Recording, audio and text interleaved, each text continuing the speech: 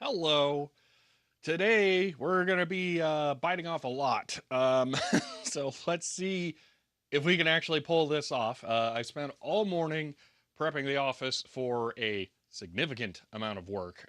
So we'll see what all we can get done here today. I'm hoping we can do a full refurb on this thing in the next 4 hours. So we'll see how that goes. Uh, but first off here, Bodband, thank you for the tier 1 sub and for 24. That is 16 and 8, 24 months there. Thank you. Also, I'm realizing the GoPro didn't turn on. I did actually attempt to turn it on. Oh, the deck talk's not on either. My apologies about that. GoPro, why are you not turning on? Okay, power unplugged, plugged. This. Oh, it's gonna be one of those days then. Okay, cool. Fun. Let's turn the deck talk on. Let it get trucking here. Okay. There's too many parts to how I stream. There's too many components. That's why there's always something wrong. Most people sit down and they have a webcam and a mic, and they do screen capture.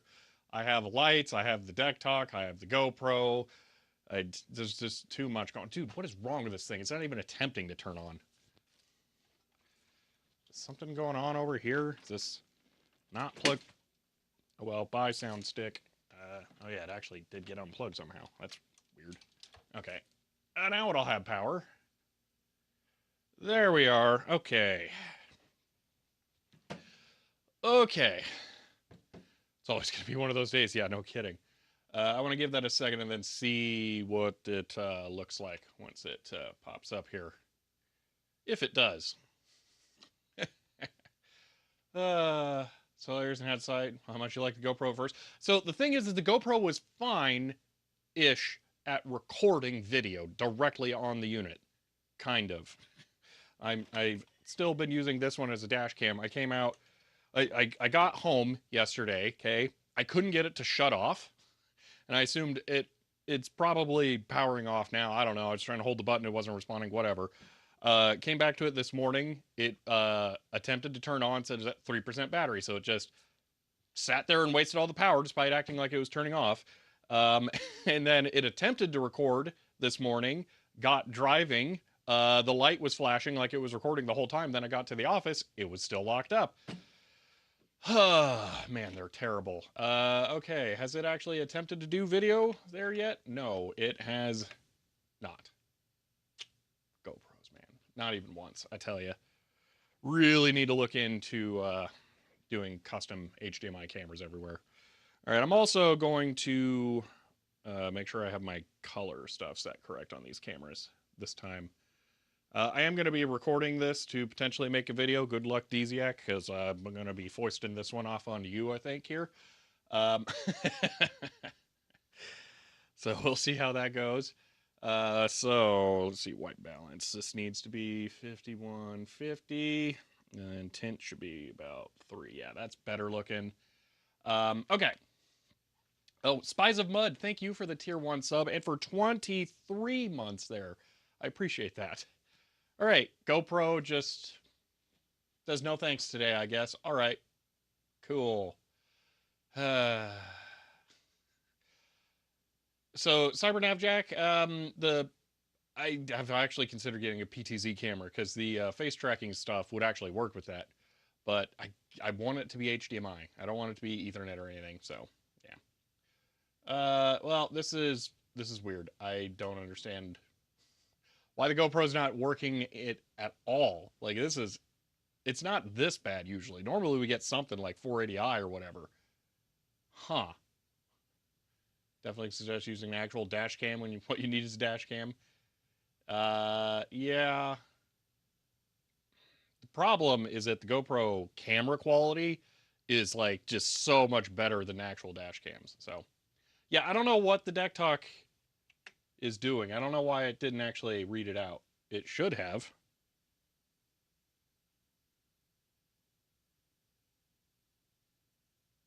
I did power cycle the GoPro. I don't the HDMI connections, that's a nightmare. You don't even want to know. Ooh, wait a minute. I did bump some stuff down around here. What's the deck talk got going on? Did I bump power to it? I did. Is what I get for doing a bunch of cleaning and organizing today to make the office more usable. Okay. Ugh. All right. Desktop Express is running. External power on. All right. I'm going to give the GoPro one more shot. All right. Unplugging HDMI. Replugging it while it's on to see if it will wake up here.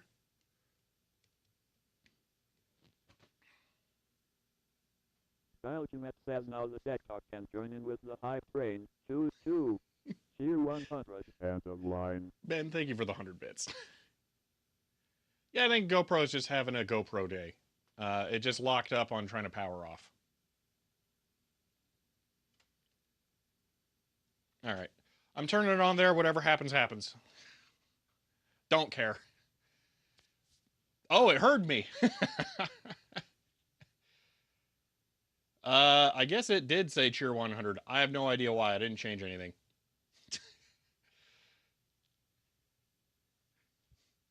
Yep. Okay. Sure, GoPro. Why not?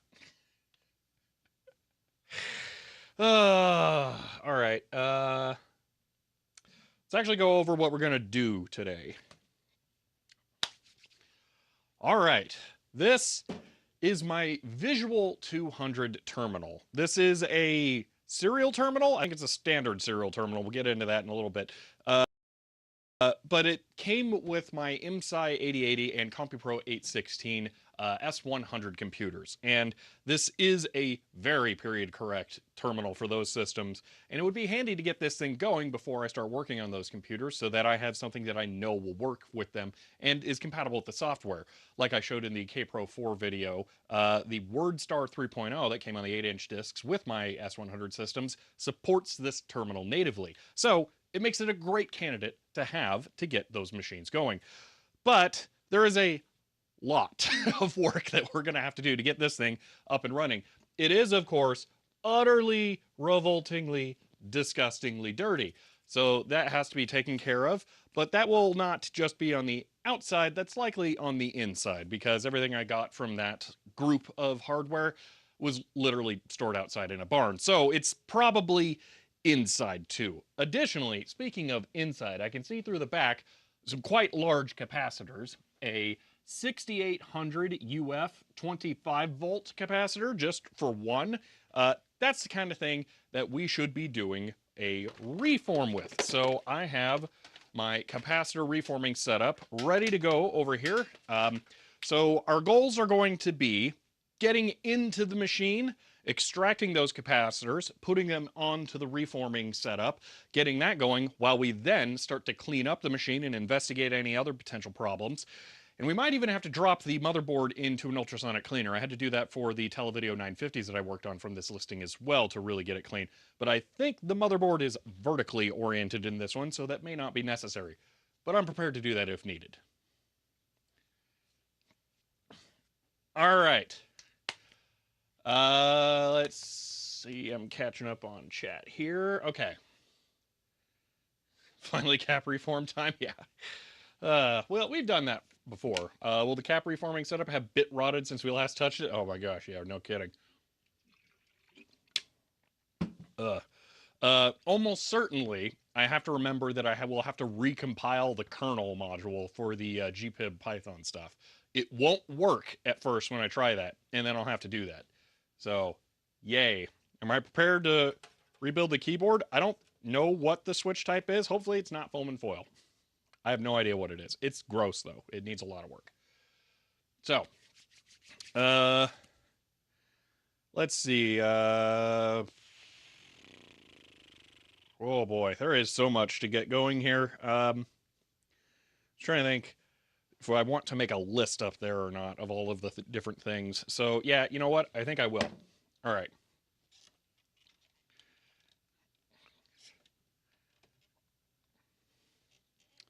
Okay.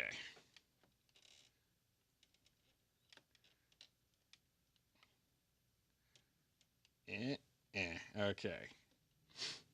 Pen hype, just you, yeah.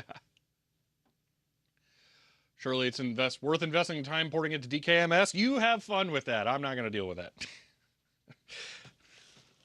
You would think somebody would have by now, but no. All right.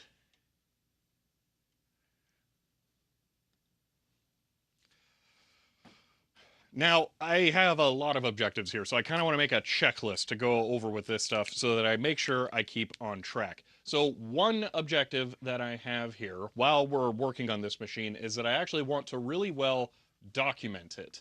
I have a camera set up. We're going to take some pictures of the process and the boards and stuff because this machine is kind of unusual, and I just want to make sure that I have as much of that preserved as possible. Then we're going to go ahead and get it disassembled, and then we're going to inspect the things. Now, the first thing I mentioned that we're going to be looking at is removing the caps to reform. So we're going to be removing those, and then we're going to be inspecting the PCBs. Man, spelling is fun. Eh. So we're going to inspect the PCBs for other potential issues, but we definitely need to get the big caps that are on there out of there. This thing probably has a linear power supply or something because it's really old and those caps are super giant. Actually, that's not really true. We'll just, yeah, ignore that part. But so after we get those going, we are going to do a general cleaning of the machine because it's disgusting, and this may mean a full keyboard disassembly because I can feel that the keys are jamming a little bit, so we may have to look into that. And then it will be a reassemble and a test. So we're going to go through all of these different steps with this so that we can try and figure out what all we're going to need to do and what all needs repaired. Definitely cap reforming and cleaning. Hopefully the PCBs don't need to be run through the ultrasonic cleaner because I will have to remove sensitive components like crystals and capacitors, not capacitors, transformers, and some other sensitive parts. But it shouldn't be too bad for something from 1980, so hopefully it won't be a pain. Keyboard is a little bit of a wild card because I don't know what the switch type is. So hopefully it's not foam and foil, but we won't know until we really get it going or I tear it apart and look inside. All right.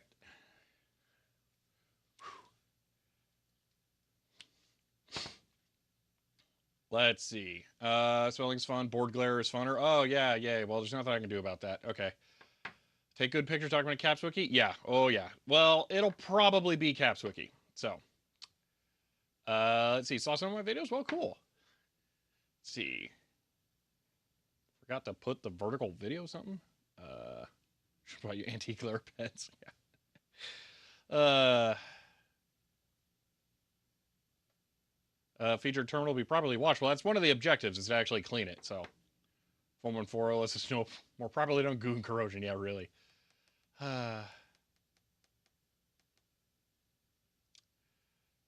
Let's see.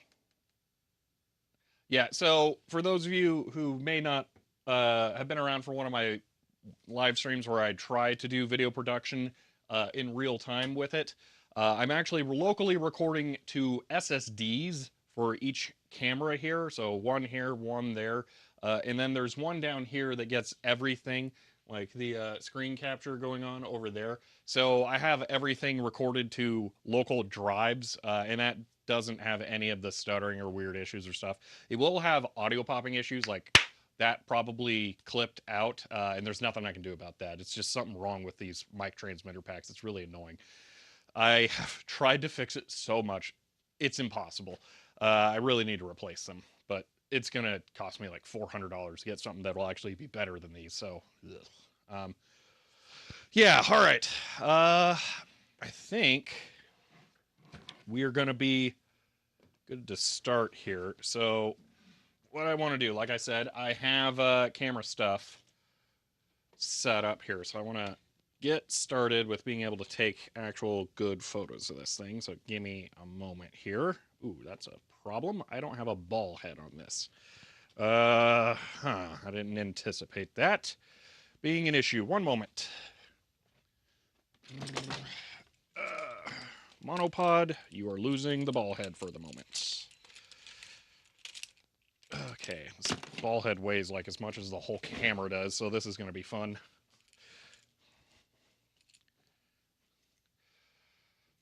Vertical guys is a joke. Oh, okay.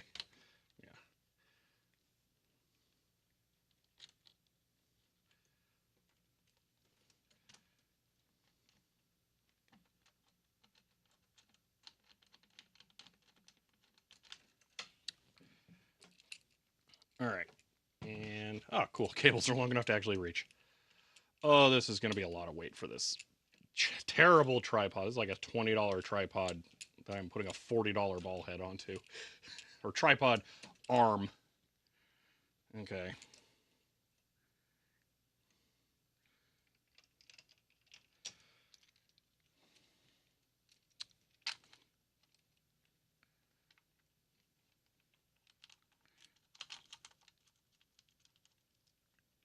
Okay.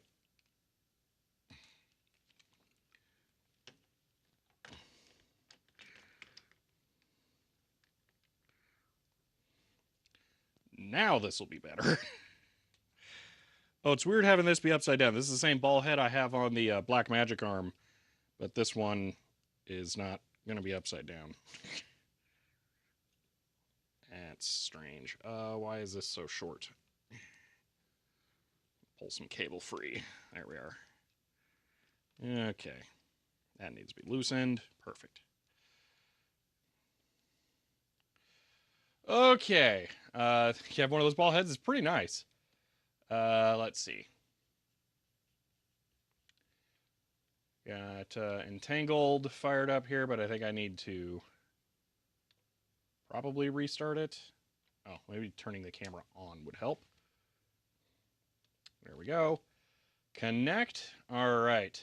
It's one of those times where I don't really have a good, easy way of showing this. Let's try this. Capture. Nikon. All right, here we go. Not 100% sure where these pictures are going, but I will figure it out later. So, we are going to start off here by taking some photos.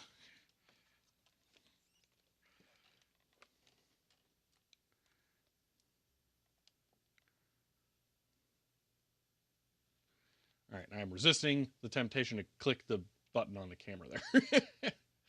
And those of you asking about an engine hoist, that's not a viable solution. I have something better anyway. So that's less of a concern. All right, switch to here. Yeah, I guess I can move this down. I don't really want to, but it would make sense for right now.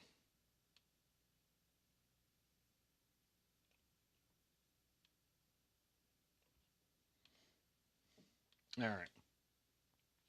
That's extremely yellow. I think I go with 4650 for this. That seems a little too blue, though. 5150 it is on both. Okay. Alrighty. Screen looks familiar. I don't know. There's a lot of them that have like a ridiculous bezel like that. So I don't know. Okay.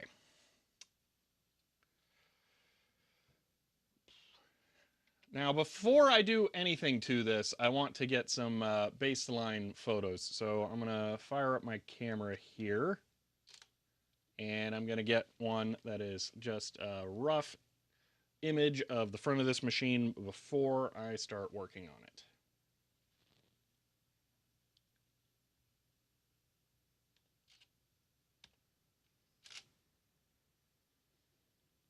All right, that is pretty good there. I'm happy with that. Okay.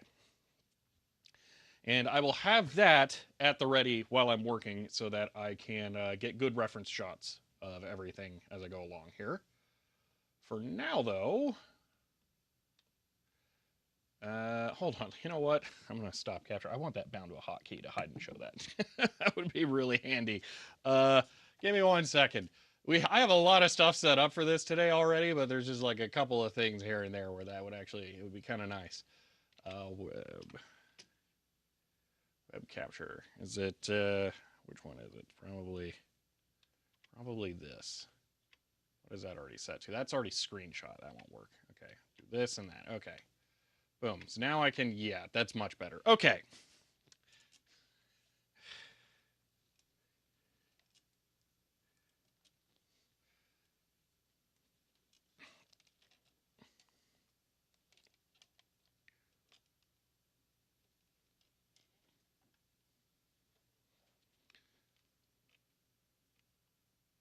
A little bright there, but it's a balance because it's about to be very dark in there. All right. Time to start tearing this thing apart. We're going to set the keyboard to the side because that's not going to have any of the complicated stuff in it that I'm really concerned about, but that's also why I had to make a note about it because I can easily forget about it and just leave it sitting off to the side. So I want to look on the bottom at first here because it's got something weird going on down there. Yeah, that's what I thought. It has like a caster foot here. That's strange. I seem to recall something like maybe this could be raised and lowered to change the angle the display is at. I'm not 100% sure. I can see down here that I need to sneeze. Oh gosh. I can see a label down here for visuals marked as Visual 200. Serial number is long. I'll go ahead and get a photo of that though.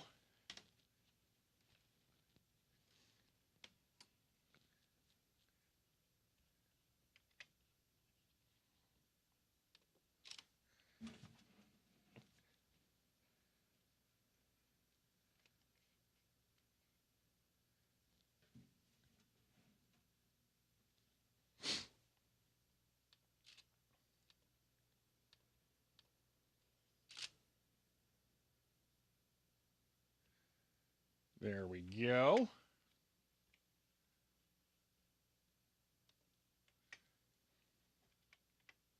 Camera or OBS, work with me here. Okay.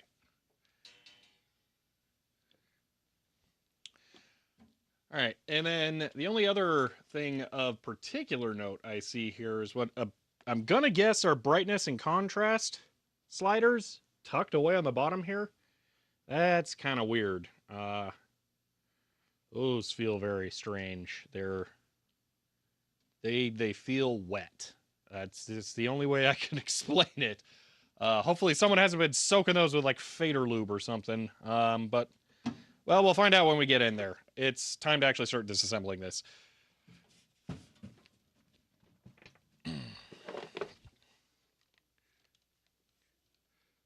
Oh, definitely not a color monitor. No. Way predates that kind of stuff.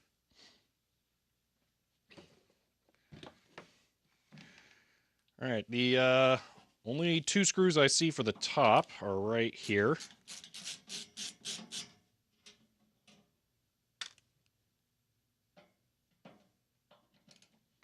Does look like it's been opened before, so yay.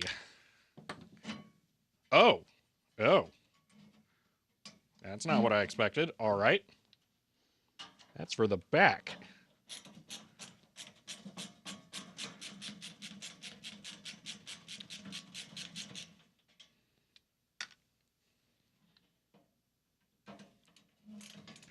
Yeah, you know what? I'm actually going to take a photo of the back. Remark about that, because that's super weird.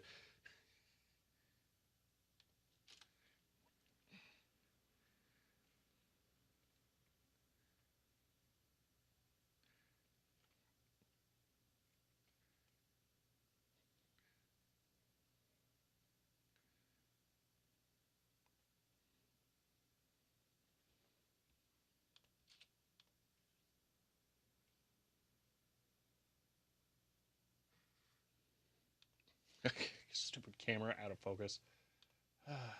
Come on. You can figure it out.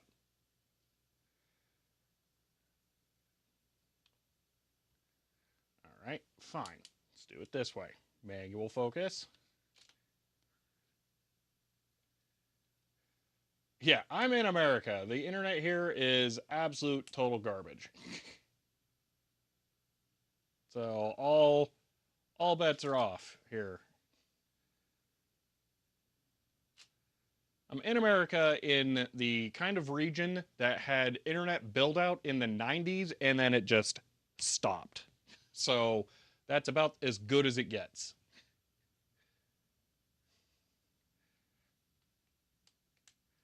So my choices are way overpriced cable broadband or DSL.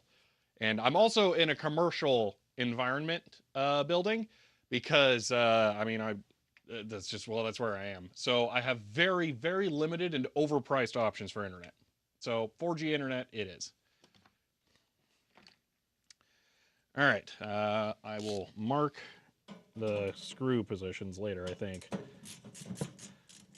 a very weird way of disassembling this. I can also tell there's a cable grommet there that's going to have to be dealt with as this comes out, or not. Okay, fancy. Easy enough.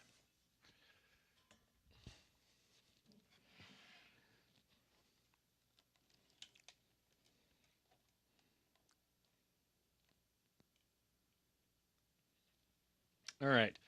So here is the bulk of the main board. Let me get a picture of that here.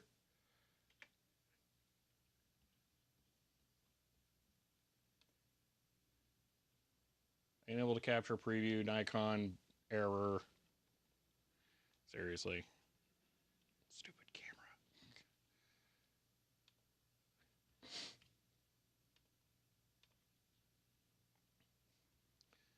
Some gubbins, yeah. There's a whole lot going on in there. So, is there any info on the other side of the back cover? No, there's nothing inside, if that's what you're asking. Camera Y. All right, turn it off and on again.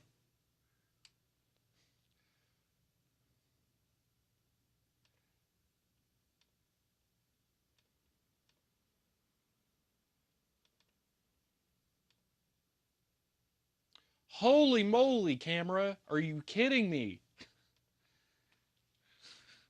You guys aren't seeing the error pop up, but it's just failing constantly.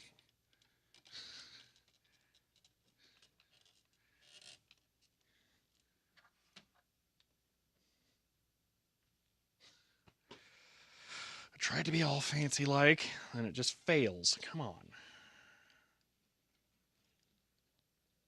Cut me just the slightest modicum of slack here.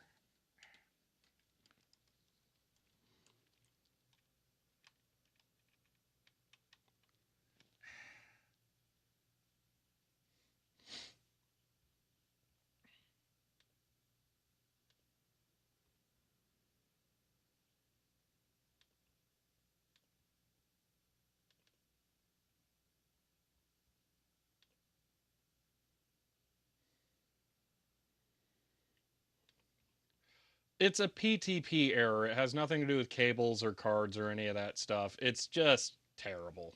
It's the communication protocols are horrible. That's what the problem is. Um,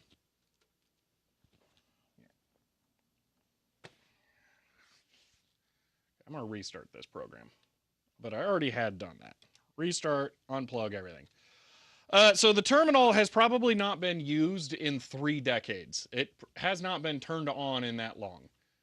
There are safety precautions that you should take with systems like that for a slow bring up to make sure that the machine survives. So I am attempting, I just realized I didn't pause the YouTube stuff in the background. I am attempting to make sure that I do this safely. There we go. I just had to restart all the things and change nothing. Okay. Thank you. All right. So we're going to get this. And we're going to look over it all. This is definitely the kind of thing where having photos is a good idea. So I want to make sure this one's good.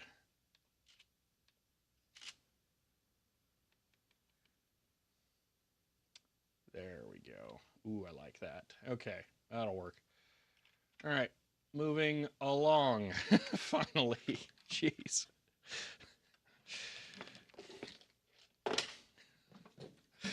Ugh. Sorry for the start and stop nature of this. I thought the camera or the photos part was going to go a lot smoother than this. Ooh, you know what? Give me one moment here. I'm going to see if I can find a light to use to side light this. Did I put this back over here? Oh, I thought I put it away. Apparently not. Okay, where did I randomly put it? Well, that's a light. That would technically work. Yeah, we'll just use that. It's going to be very harsh, but it'll be brighter than the other one. Okay. One 12-volt power supply. What are you? 1 amp? Sure. I totally... that's a weird connector. Never mind. What about you? You are 400 milliamps. Okay, that's cute. 350 milliamps. Dude, why do I have so many weak 12-volt power supplies? 200 milliamps? Are you kidding me? Who has a 200 milliamp power supply? 300. Okay, I give up, I guess. Useless power supplies.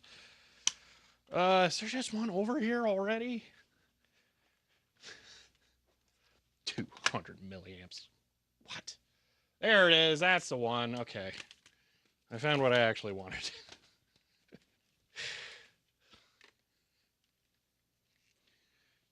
Okay.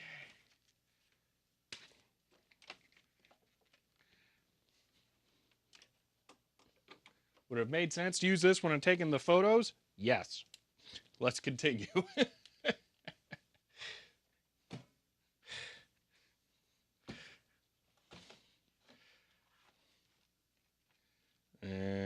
That's very, very reflecty. Oh well. All right, let's go ahead and figure out what is in this thing. All right, trying to look this thing over. I don't recognize those chips, so that's interesting. Let's see, over here we have other parts I don't recognize. Is that, I'm guessing that's got to be RAM. There's so many of the same types. How many are there? 9? 3 to 8. That's even more likely RAM. I was thinking there might have been a parity one.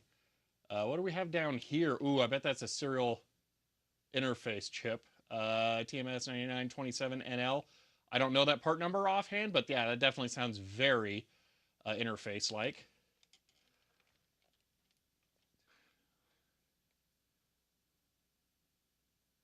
I'm going to go ahead and guess that's the character ROM right there.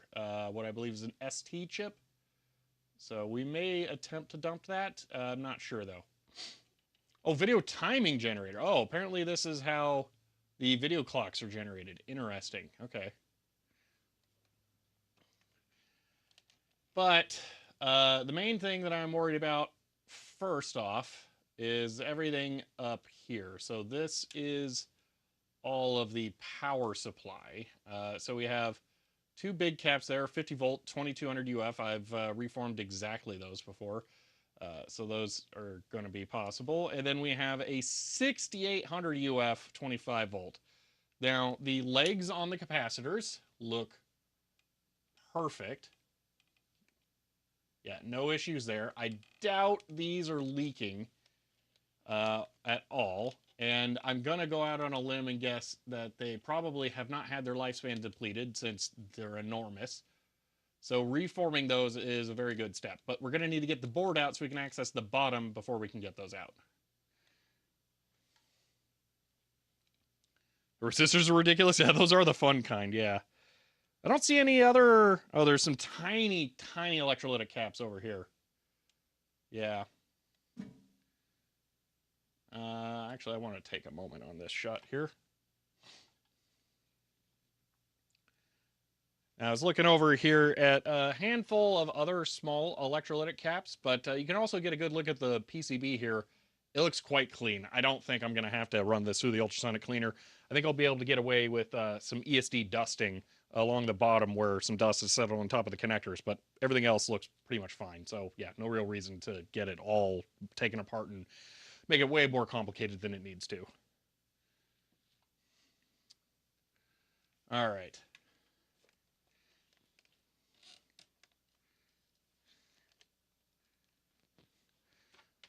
MOSFET looks funky. Yeah, that is actually a shockingly weird package. What on earth is that?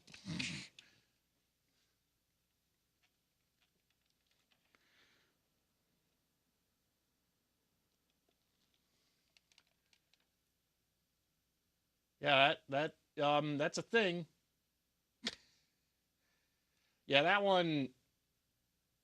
Oh, yeah, you were talking about this.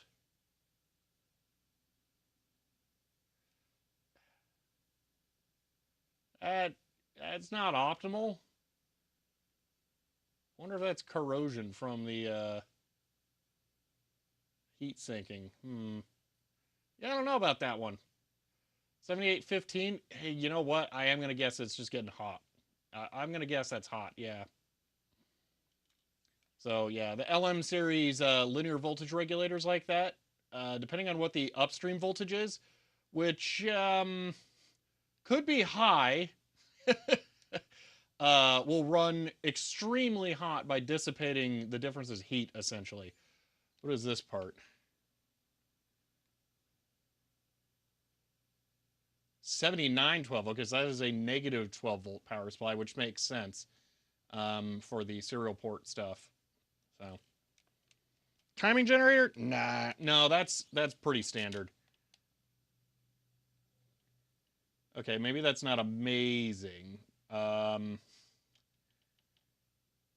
about at the bottom? Huh. Well, that's not the kind of thing an ultrasonic cleaner is going to help with. So, yeah. That, whatever that is, appears to be the same kind of package as this. That's not a common part. I have no idea what that is. Huh. All right, so the two big caps there, and then the one over there. That's our main goals. Oh, what do we got here? 7805. Yep, that one's pretty classic. Okay. Yeah, bunch of simple stuff. Very, very simple. Yeah, actually, you know what? I think this might be like just the simplest power supply ever. Is there even a transformer in here? Hold on. Is there? Yeah, so okay. So there's a big, humongous, fat transformer back behind the board. Um, yeah, okay. So this is totally a linear power supply, actually. Yeah, I was right. It's 100% a linear power supply. That's hilarious. Oh, big cap right there. How did I totally miss that one? Huh.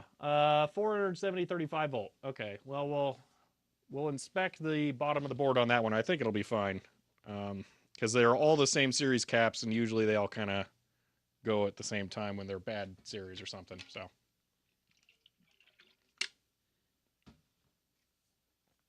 Okay.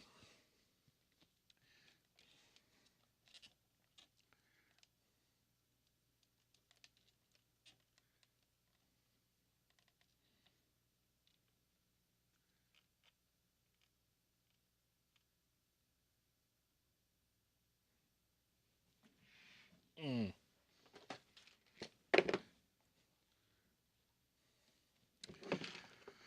All right, I'm gonna take out the main board here. I suppose looks like we just have the 2 connectors. I'm going to guess this one is power in because I see the transformer back there. That one's probably video out, which is weird if that's the video timing generator that has to go all that way across. I'm looking at the video timing chip here too. The legs on it don't look incredible, but if I get, say, actually let's start with a toothbrush here. This is just dry, and I brush on that. Yeah, I think that's all like just general surface corrosion here. So these legs actually aren't a problem. Yeah, they're fine. Just got that, mostly that weird black oxide. It looks worse on camera than it does in person. All right, let's get the PCB out.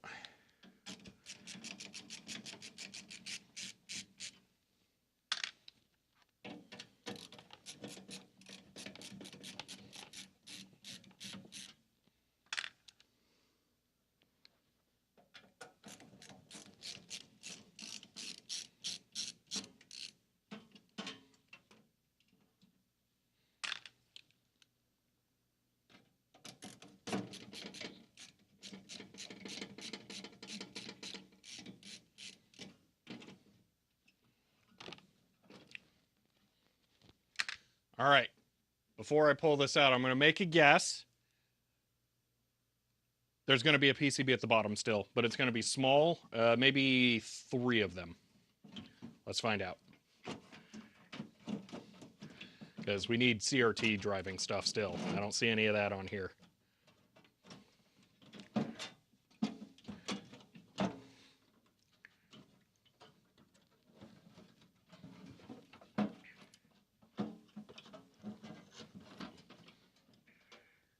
Okay.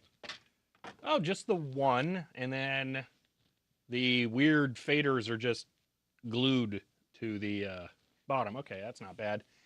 And I think that's a generic off-the-shelf CRT control board. So yeah, all right. Bunch of electrolytic caps on there, so we'll probably want to investigate that at least a little bit. Big ol' chunky transformer right there, though.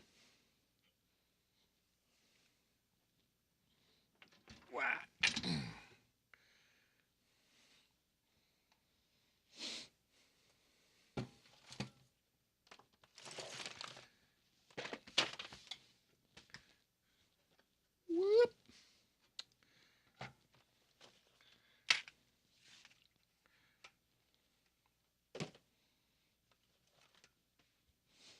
All right, you guys ready for something weird? We're actually going to film at the electronics bench back here.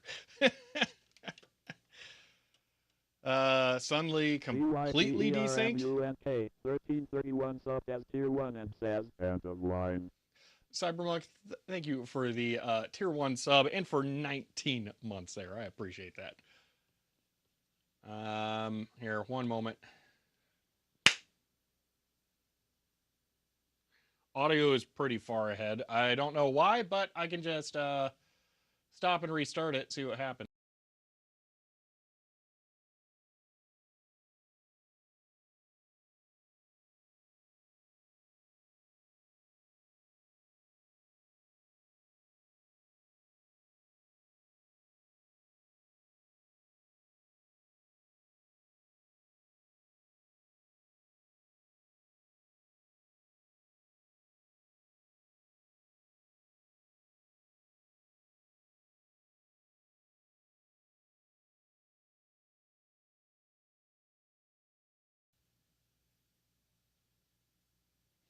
Okay, and let's try this. That seems much better. Okay, we'll go with that. I don't know why that happened. That's weird. That doesn't normally happen. All right, continuing on.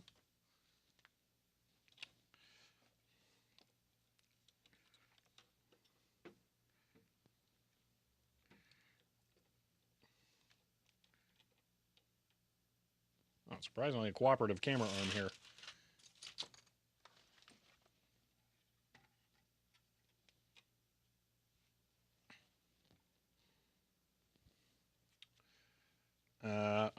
One moment. Boop. There you go. All right. A little breakup with the face camera at the time it happened. I don't know. Strange. All right. Now, the goal is going to be to remove these 3 capacitors. That one, realistically, is not going to need to be reformed. It's not large enough for that. There aren't any large enough inside the CRT stuff. Now that I'm looking at that either, so we're going to ignore all of that too. So it's really just going to be these 3 that I am mostly concerned about. These ones are on the edge, but I'm going to be in here and doing it anyway, so I might as well do it. If these were the only big ones in here, I might not do these, but might as well because of that one. That one, I definitely want to get done.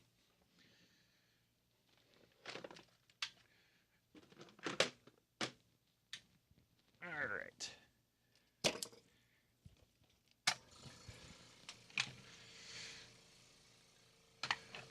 I'm getting my desoldering gun ready for the job here.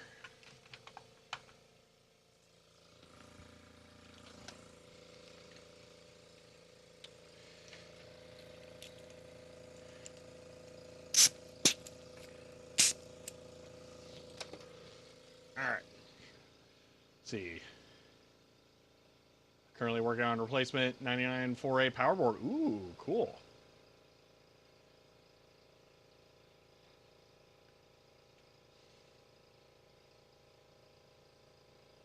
Maverick lyrics up as Prime Performance and says end of line. Maverick, thank you for the Prime sub there. I appreciate that.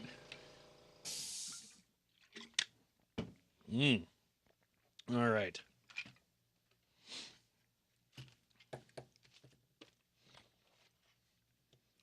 All right, that might be good enough. Let's see where we're at. Nope, that thing takes forever to heat up. There we go.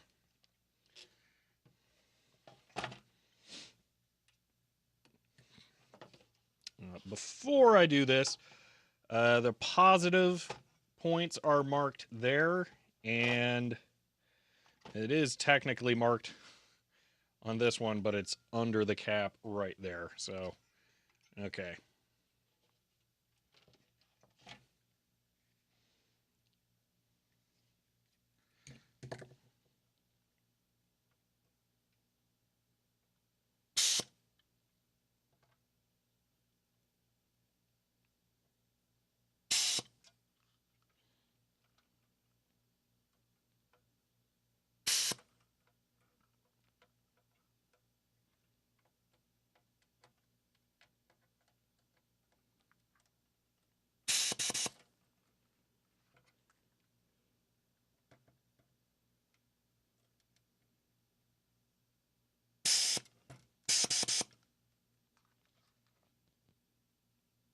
Holes are barely big enough for this, and they bent these ones over. Thanks.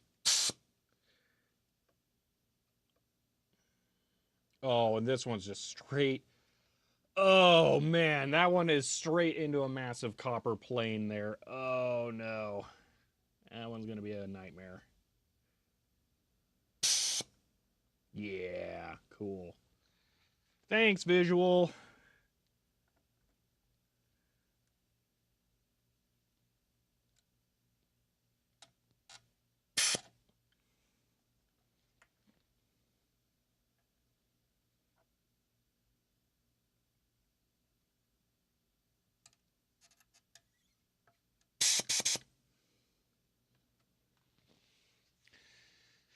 I predict for this one I'm going to be better off switching to the iron and then working them out little by little.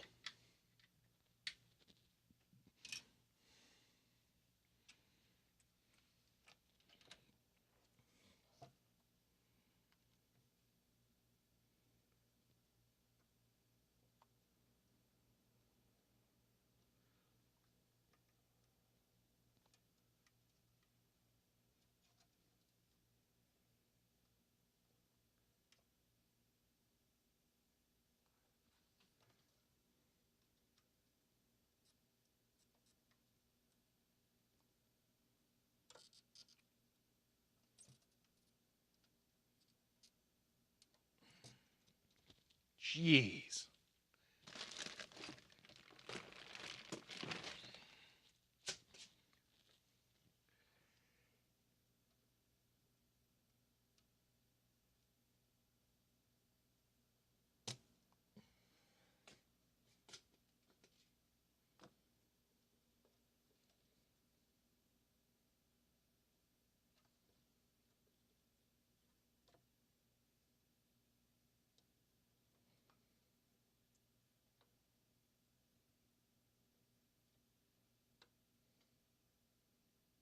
I swear it's like they cut the pin and then it mushroomed over somehow, so it's actually wider than it should be normally.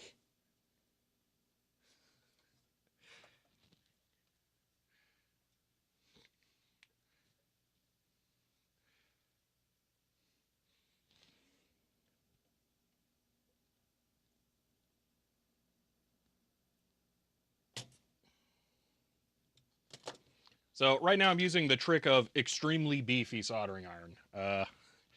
It'll work fine over here. These ones, though, are just kind of a pain in the butt.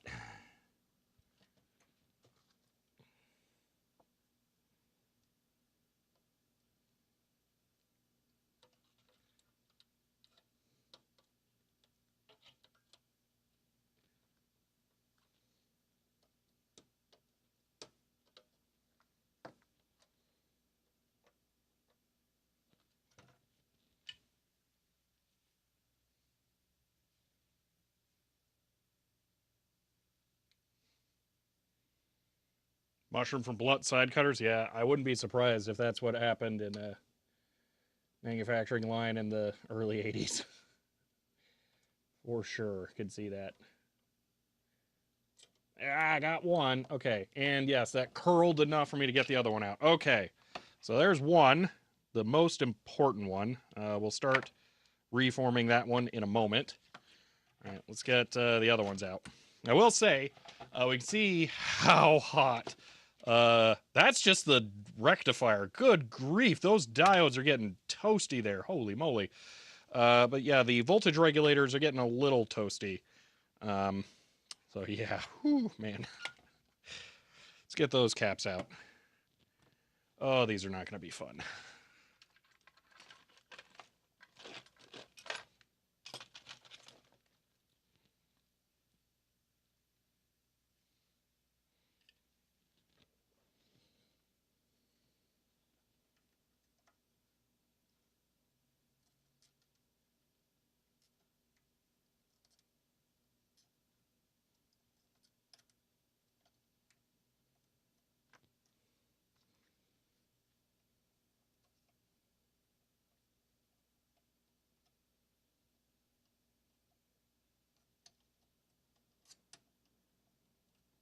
Yeah, cheat code of ridiculously powerful soldering iron for the win. I did lift a pad. Drat. Well, that's the downside to the ridiculously powerful soldering iron. That was probably just doomed to begin with. But, drat.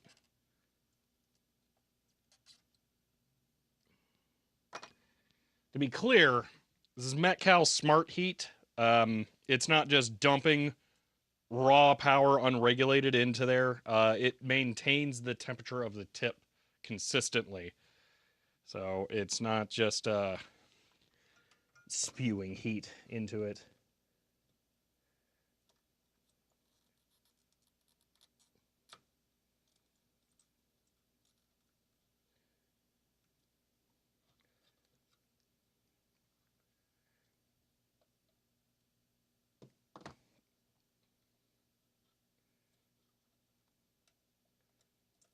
All right, one down.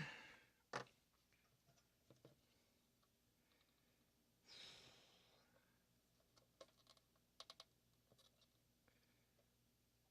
there goes the annular ring on that one. Cool.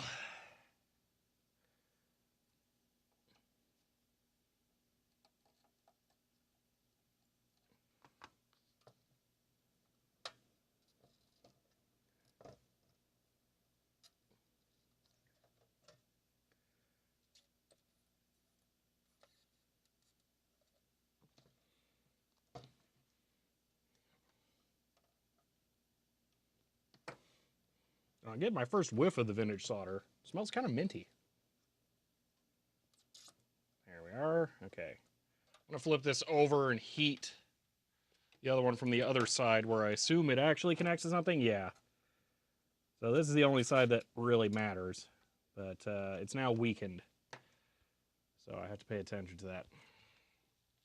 All right, those are the caps removed.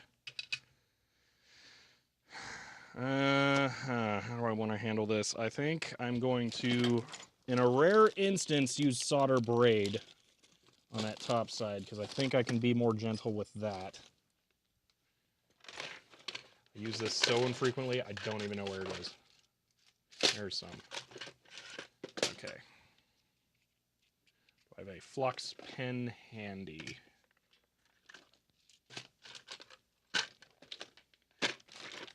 It's been a while since I've had to use one of those either.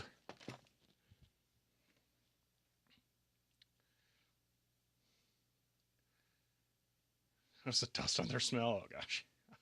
I don't know.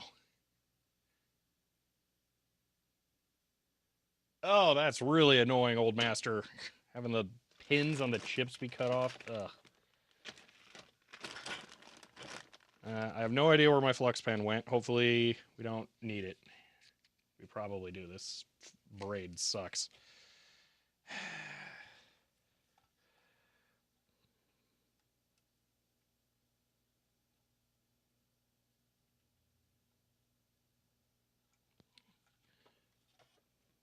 Oh my gosh, I actually don't. That's crazy. Okay. Whew. Everything else I can get with the desolder gun.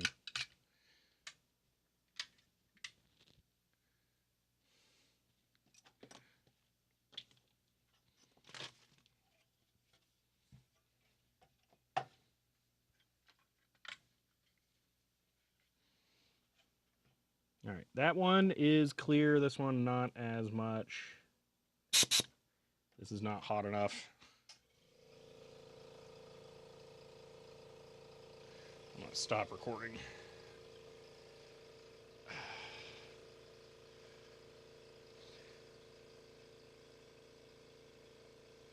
Braid works best if you dip into flux space first. Yeah, so I have flux pens. What I usually do is there's a flux pen. No, that's a nice propanol pen, but pretend it was a flux pen. I'll usually just draw on to the braid right before I use it to just saturate it. So yeah, same principle.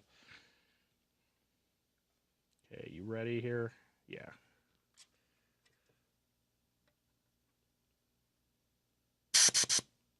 Okay.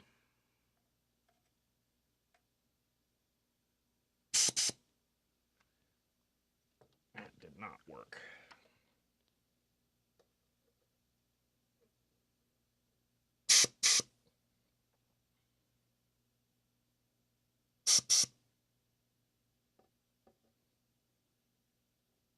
There's another huge plane on this side. Can't even tell where the hole is on that one. I'm going to have to do it on this side.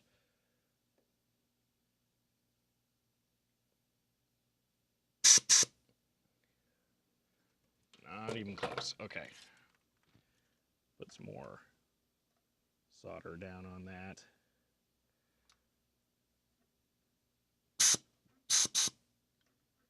Where's the hole?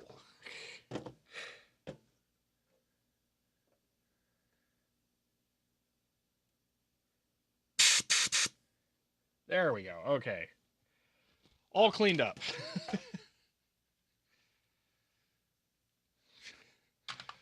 Well, that's a pretty big plane there, especially this side. That's like half of a credit card. I would like to find one of my flux pens, though. Where are those?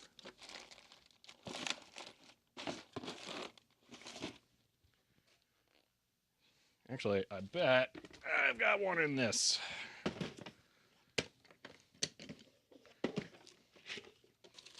Yep, okay. Perfect.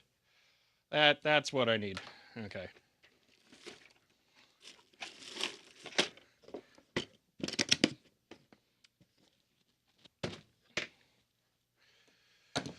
All right.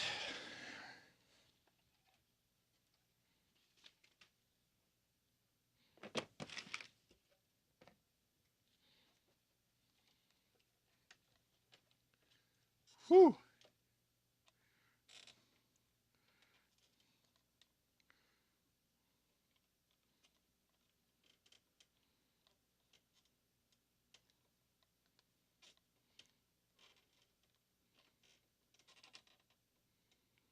I'm really sorry. You're not going to be able to see one of the things here that easily, if at all.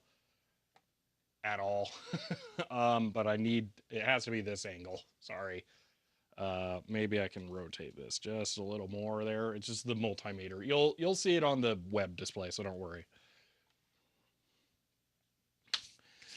All right, now that we have the capacitors out, it's time to set them up for reforming. So I'm going to turn on my power center here, which is going to turn on my 34401A multimeter and my 6633A 50 volt 2 amp power supply.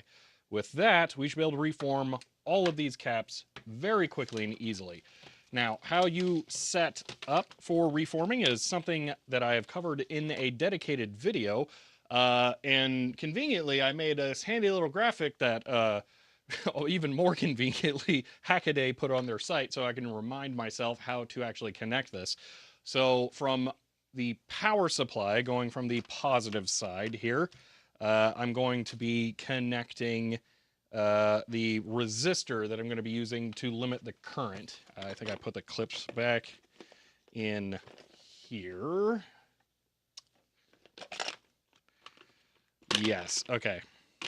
So I'm going to be using a 220 ohm resistor as my current limit. So I'm going to go ahead and get that connected to my clamps here, and then I'm going to hold the whole thing together so it can't move accidentally.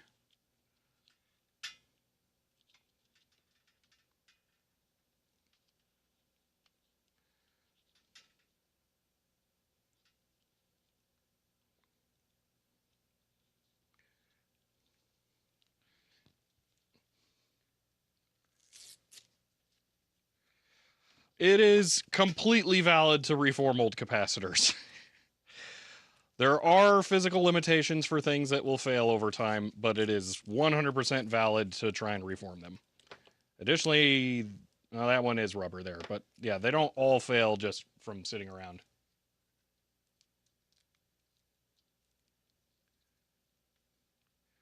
Video means an entire series. Well, only one actual video. We did a lot of stuff on the streams about it. All right. So this is the connection coming from my power supply. I'm going to connect the positive side here to the capacitor, or through that. let me rephrase that. Connecting the positive side of the power supply to one side of the resistor, and then referring to my graphic again here, we'll connect the other side to the cap, then the cap to the current input on the multimeter, and then the multimeter is common back to the common on the power supply.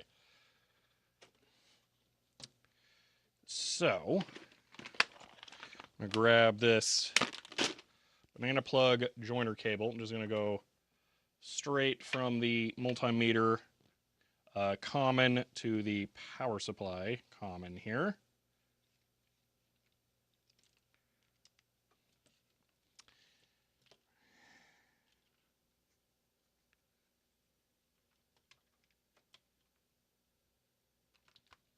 Why is there green crud in my 34401A plug?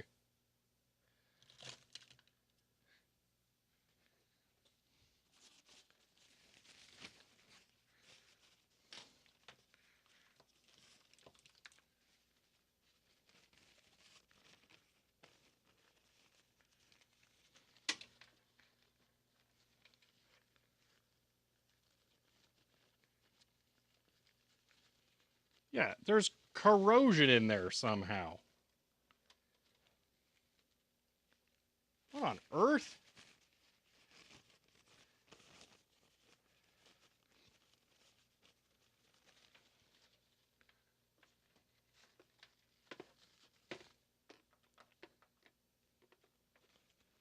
Well, that's super annoying. I guess we're going to be doing a teardown on that at some point.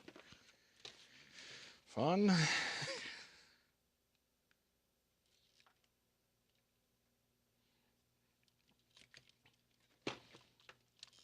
All right.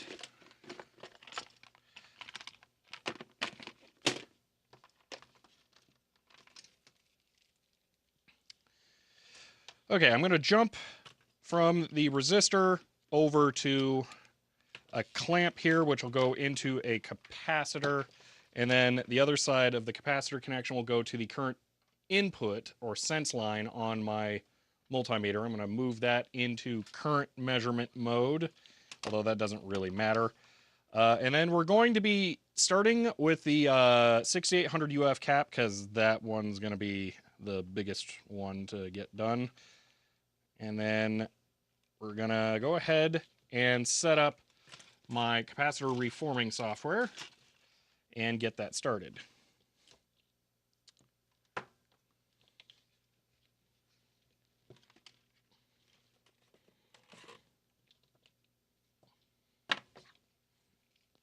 Okay.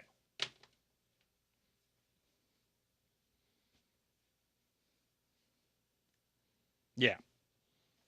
All right, we need to take a moment to go actually get the cap reforming software working. All right. Oh, yeah, let me switch over to the webcam view. Boop. Okay.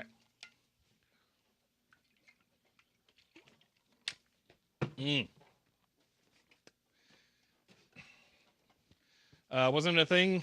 Their thing? Oh, yeah, we're about to do that. That's going to be the first thing we do, Till Wolf. We have to do that. Are some caps not replaceable?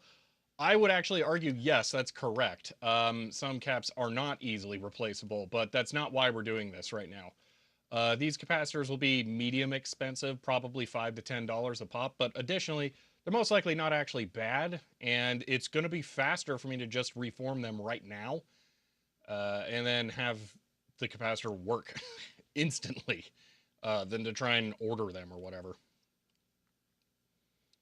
Okay.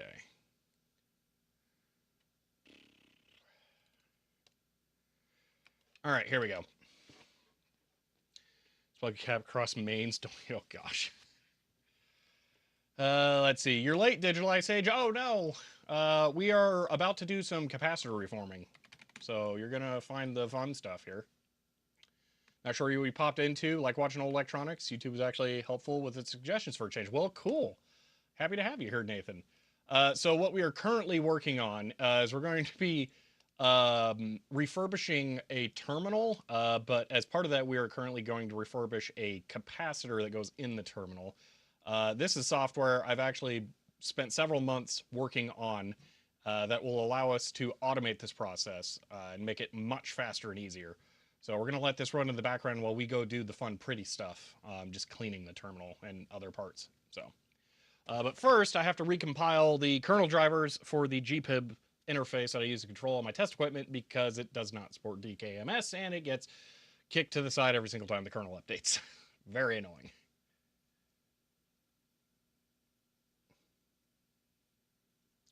Yeah, old master, that it's that cost, but then you also have to get shipping. Like, this is the thing that drives me nuts the most about trying to estimate costs for parts like this, is that sure, the part might be $2, but if I don't just go order it right now, it won't happen, because I'll try to put together a cart and then I'll just forget. Oh, I only compiled there, I didn't actually install. Sudo make install. So I factor in the cost of shipping, because that is what it takes to actually get it into my hands.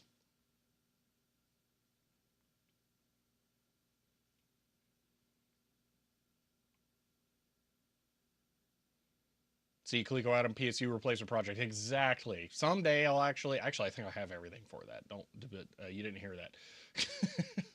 Pretty sure I have all those parts. There's like another JLC PCB box around here, I think. Maybe I didn't order the boards. You know what? Maybe I didn't actually order the boards. I think I didn't. There's a small box around here. Oh, that has the floppy switchboards in it. Yeah. Okay, that one's installed. Now let's make this.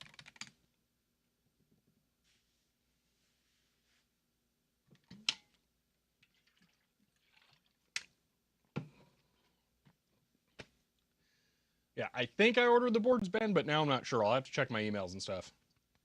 Too many projects. Yeah. All right. We are about to have this running here. Okay. Reform. What? Python 3 reform? Did we, like, not... Am I not in that folder? That would be why. Reform v2. Boom. Okay. And yoink.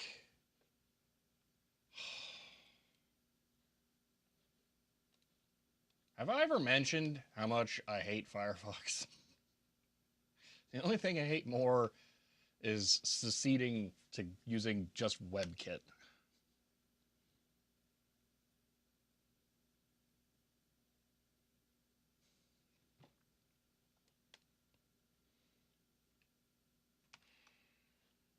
Okay. Here's our capacitor reforming setup. Okay.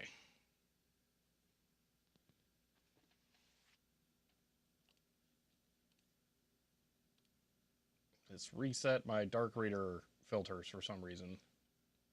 All right, well. Okay. Yeah, dark reader is kind of like extra not working now.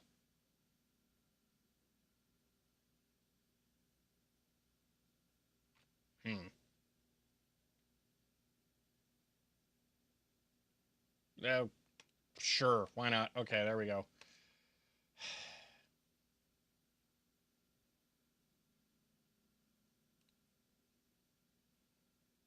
Just keep it up on chat here. Okay. All right, so our target, our resistor there is that was a 25 volt cap. I'm gonna go take a photo of the capacitor so that I can actually reference that, because I won't feel happy unless I can see it while I'm typing in the values.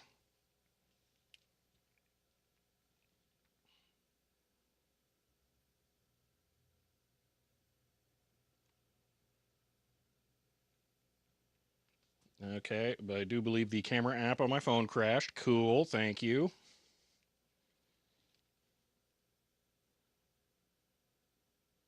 There we go.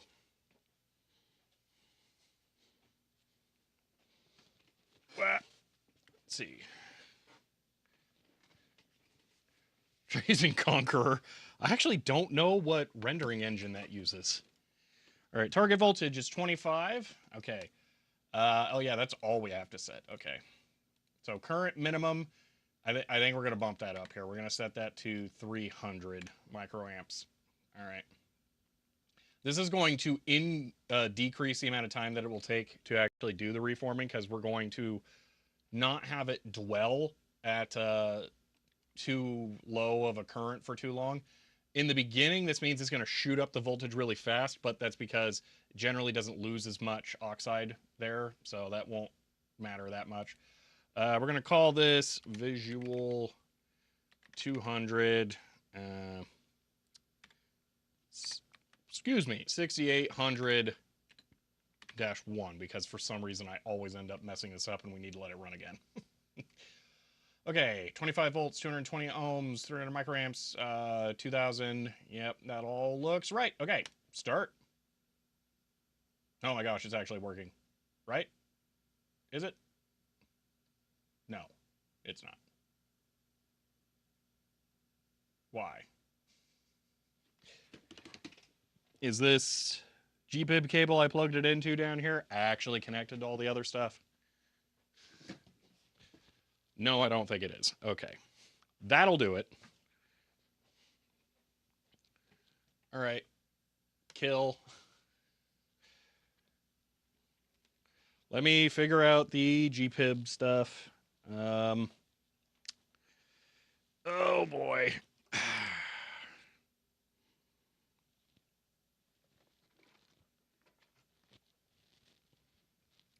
All right. See a cable there. That's a very long cable. Why is that? Is that not connected? That looks like it's connected to everything. Or did I plug into the wrong one over here?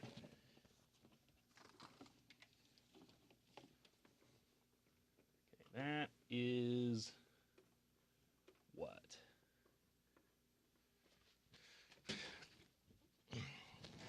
That is this. That is literally going into the... Oh, I see what the problem is. I didn't screw the connectors in, and it's slightly loose on the back of the 34401A.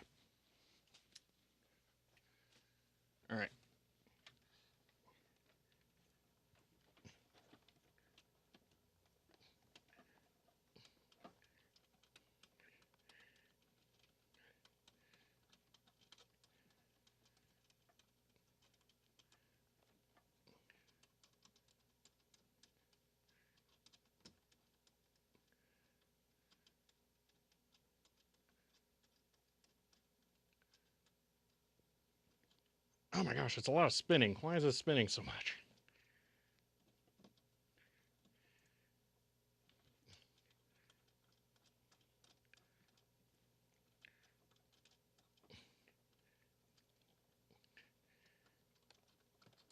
All right, you know what? I'll hope for the best there. All right, let's retry that.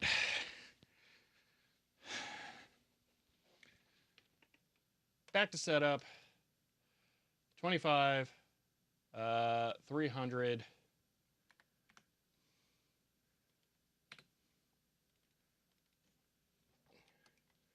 Visual, 201, whatever. Start. I don't hear a beep. I wouldn't say I stream full time. I do a bunch of stuff. Like YouTube videos is the main thing. Not streaming, I would say. Why is this not connecting? uh, huh. Okay. GPIB USB interfaces here. Huh. Why is it finding data from last April? Well, that makes sense actually.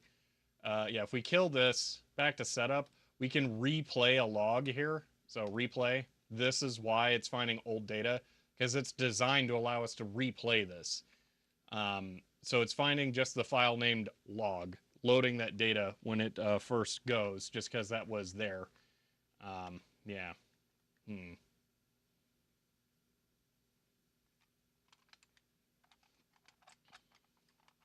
Yeah, you couldn't do much with my IP anyway on CGNet. Huh. Trying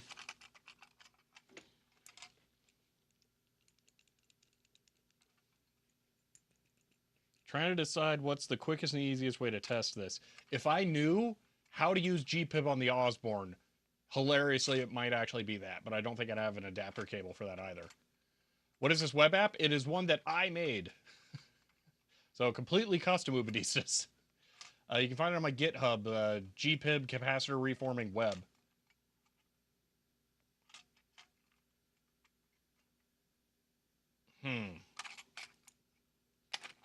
But why is it not connecting? Let's take this a step back, all right? Let's kill this, all right?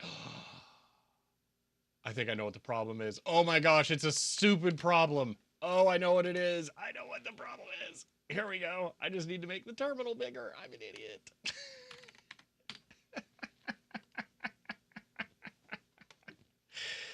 Oh gosh. Oh no.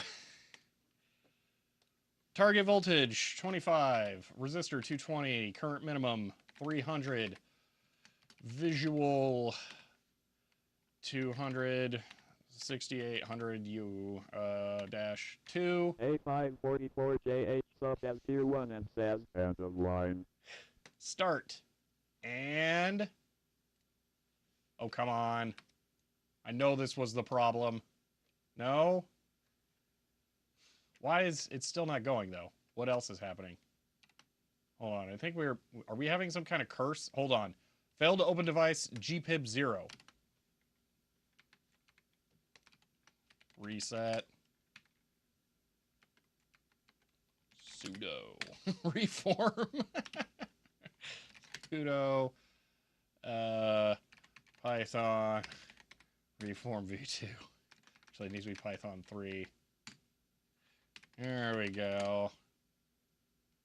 Oh, the mod probe. That is it. Yeah, that's it. Okay, hold on. History grep mod probe. What? Dang it.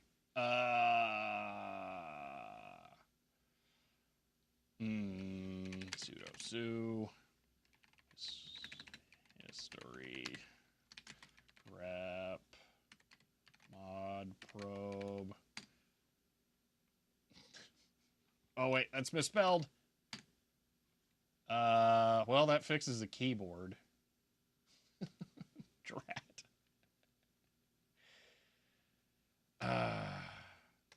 Did I document that anywhere? GitHub. .com. I don't remember what the module's named. Why am I not signed in?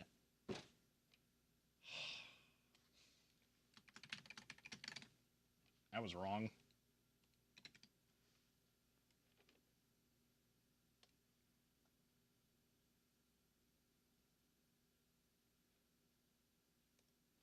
Yeah, so it's this. But the fact that they're even using SourceForge tells you all you need to know. There's not going to be any documentation here. Also, I think it was last updated like 2012 or something. Wait, what? That's way newer than I thought. Whoa. Yeah, none of that's working now. All right, drat. At least they're safe from Copilot. You know what? Fair point. I have no doubt that SourceForge would sell this out if they could, though. All right, fine. Sudo mod probe gpib. Oh, wait, this might tell me. Gpib common. GPIO. Is it gpib common? Or is it USB gpib? USB. I thought it was USB gpib, but maybe it's gpib common.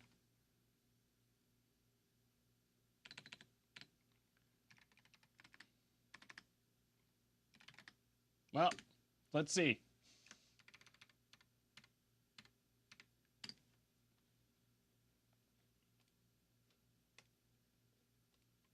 $25, 300. Please just work. Start. I failed. Okay, what's that other one? Reset. Gpib bitbang. I feel like that's probably not it, but well, we'll find out.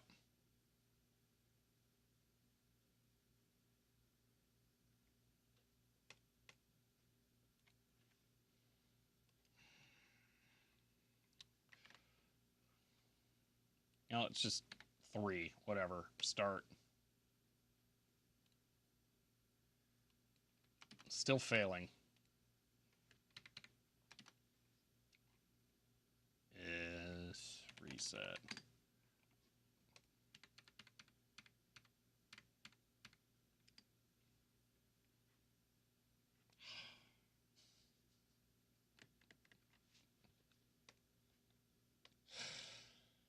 Do I just restart? I think I just restart. Although restarting this thing takes a long time. Why don't I have this documented?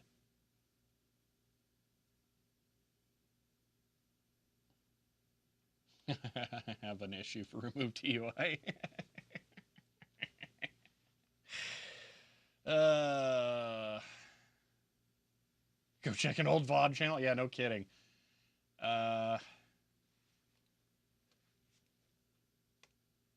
Maybe it's just in the folder. Maybe there's a name for it there. README. Maybe this actually tell me. Who would have read the README? That would be crazy. Yeah, because it's useless. That's why. But the module has Linux in the name. Linux. No. Oh my gosh, no wonder I didn't find it. Okay, thank you. So the other one has it? Okay, NI underscore USB. Yep, there it is. Boom. Thank you, Ben, a lot. All right, set up. Target voltage 25, current minimum 300. I'm so glad I wasn't recording with Black Magics here. Visual 200. 6800-3 and go.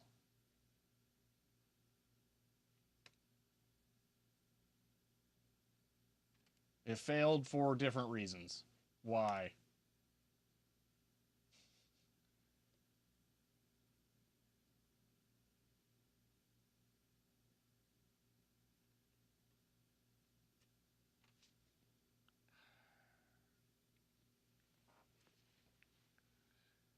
I tried collimated. They're just gone. I think I used this computer too much, and I don't have a long enough bash history specified. Yeah, it's not starting it. You know what would be a reasonable thing to do here? Get, hold on. Get reset hard head, just to be sure.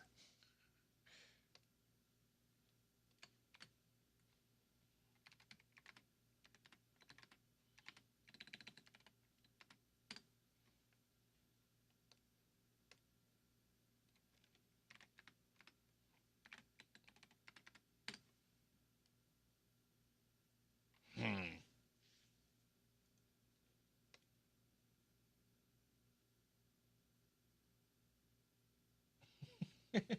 Nathan, yeah, we should not be spending this much time on this. Something is going on. GPIB write failed. You've attempted to write commander bytes, but there are no listeners currently addressed. So it's not finding the USB GPIB interface. Okay, that's something we can work with. Reset ls USB. Let's actually spell that correctly. Okay. National Instruments, it's there. You know what? I have it plugged into a hub. I'm going to plug it directly into the computer.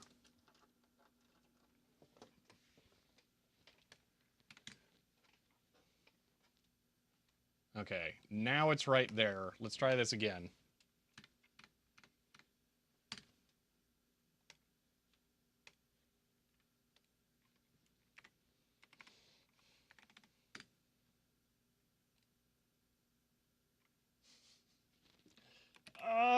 Seriously.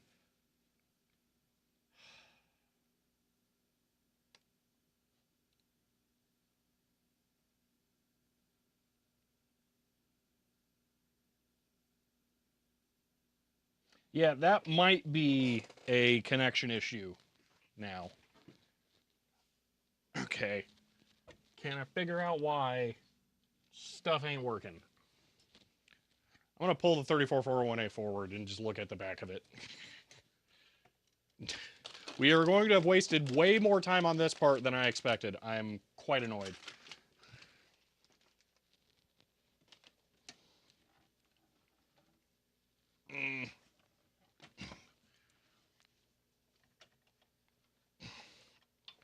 Hold on, just ignore the speaker from the Bang & sound system I have installed at the office.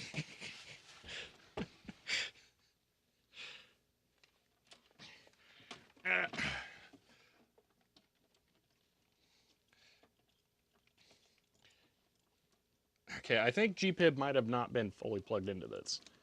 34418. Okay, let me retry this here.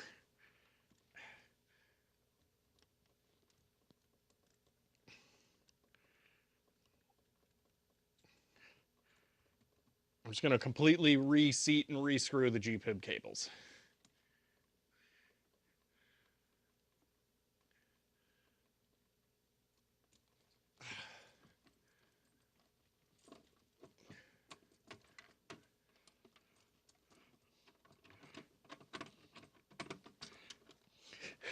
Man, I nearly consider that doing something like that assault. That hurts to have them out of phase with each other.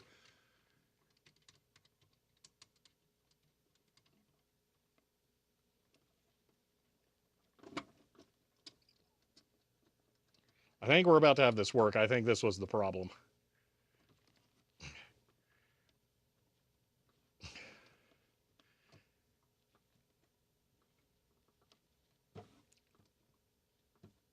Okay. Whew.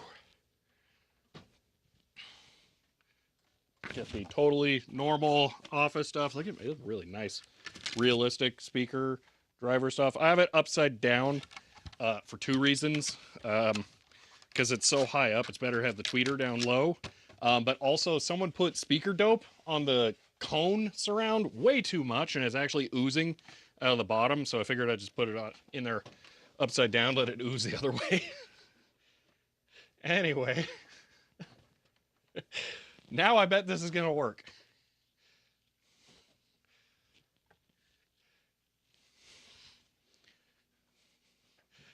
Okay. Whew.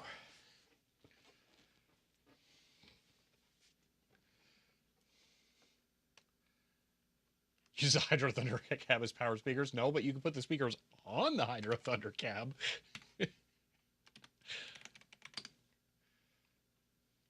For you tests, you sure the GPIP adapter is connected to the same chain as workbench stuff? Yes. Yeah, I have a really long cable that bypasses all the HP Series 200 stuff, if that's what you're thinking, which is a good point to make, but those systems are isolated. Yeah, they are isolated. Okay, 300. Visual 200 for real this time. Go.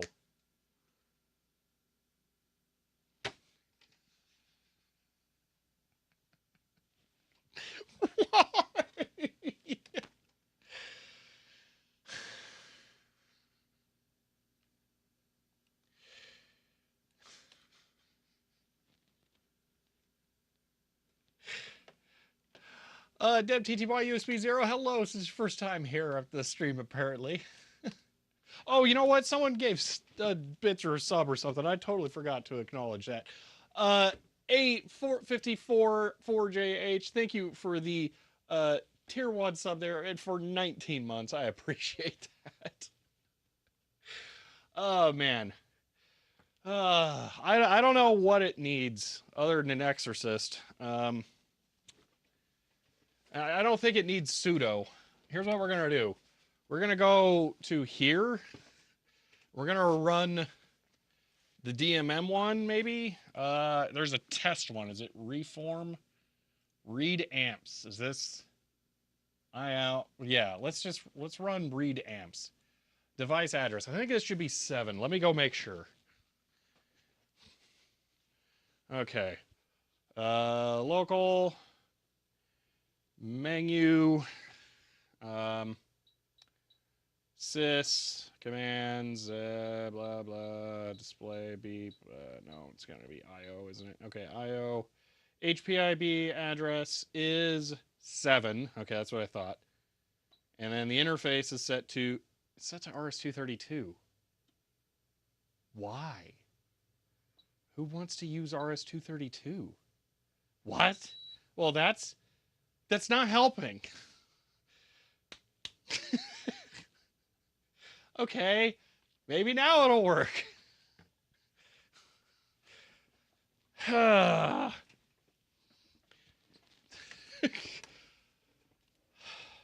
7. Read amps. It beeped. That's a good sign that it beeped. Oh my gosh. I don't know why it errored. Oh, because that's not a valid 34401A command. That would be this. Here, let's read the voltage. It didn't print it. That's my fault. Sure, why not? Oh, here.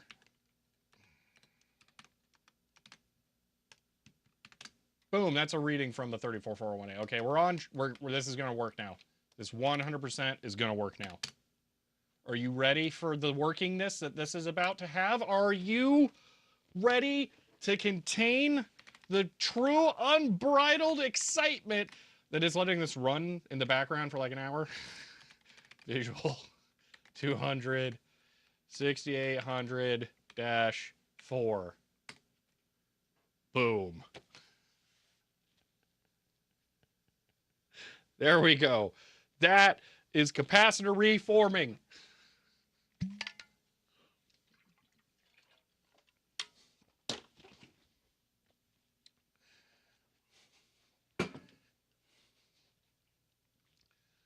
Okay. Now, we can actually do this.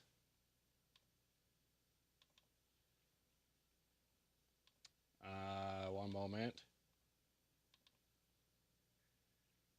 What's the IP of that computer?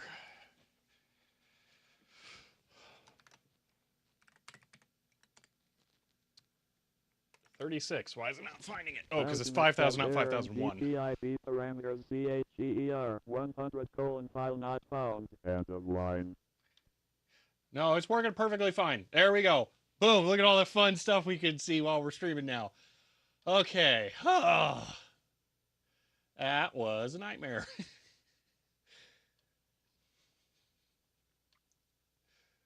All right, I'm just going to make this slightly smaller.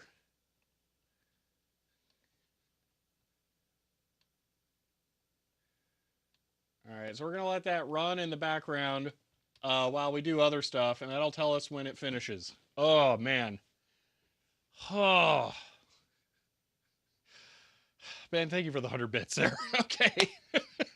For those of you who may not have been here while we were setting this up, okay? So I have a multimeter right here, okay? So what this is doing is this is measuring current, okay? When the current drops below 300 microamps, there, boom, you see it shoot up to 2 milliamps. The current increase is being controlled by this power supply over here. So this is also connected to the same computer that that multimeter is. The computer is reading data from the multimeter and writing and configuring this power supply. All of this is being done to slowly bring the voltage up on this capacitor so that it can be reformed to make the oxide that controls the dielectric barrier in this be repaired. And this allows us to safely reuse these old capacitors and actually determine if they are bad. We don't know if that capacitor is good yet, but this is how you find out if it's good in the best possible way. Oh my gosh. Okay. That was a lot of work. that was dumb. Okay. I want one more thing that I can clip with. I guess I'm going to use this. Oh. Can go boom from this process. Nope, it cannot. The reason that we can't have a catastrophic failure with this is because we are monitoring how much current the capacitor is taking in. If the capacitor starts taking in far more current than it should, the process will automatically stop itself. That's the purpose of the software that I was getting configured over here on the computer. It monitors the entire process to make sure that it operates completely safe and without constant maintenance and fiddling. Okay.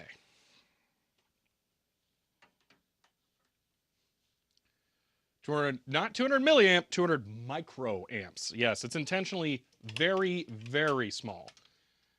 We are actually at most giving this 200 or 2 milliamps.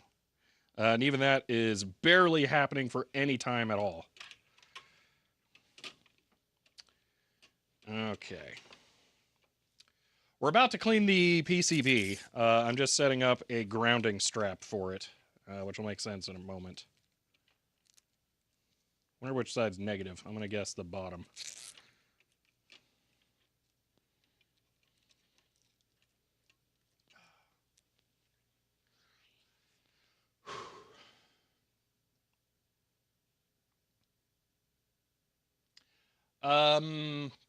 Hiram, I would look up in Xmodmap and using XDO tool. I bet you can do that. A good hint will be look up UDEV, like literally UDEV on my YouTube channel. You'll find a video where I show how to remap buttons for a HID device that doesn't use standard scan codes. Okay. I'm just going to go with this. Heat sinks are probably ground. All right.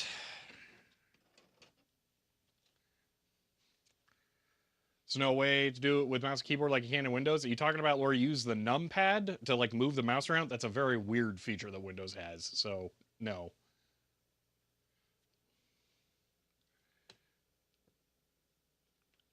Okay. I'm just gonna summarize this part. Okay. All right, took me a little while to get it going, but the capacitor is now being reformed utilizing my software. That is an automated process. It'll happen in the background. And while that's going on, I'm going to turn my attention to cleaning the PCB which the cap just finished reforming already. I'm going to go ahead and restart that. I gave it a kind of low risk or a faster faster. That was really fast. The cap is either in absolutely fantastic shape or I didn't let it dwell enough. 25. I'm going to let it get down to 200. Yeah, I'm restarting that now. I think these caps might be in really good shape. That was really, really fast. That only happens when caps are in good shape, so that's a good sign. Okay. Anyway, we're going to clean the main board here now. We're going to get all the dust and stuff off, so let's work on that. Slow you to a false sense of security? Yeah, no kidding.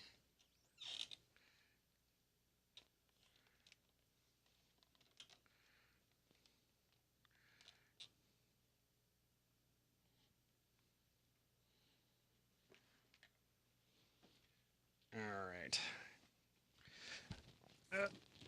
Okay.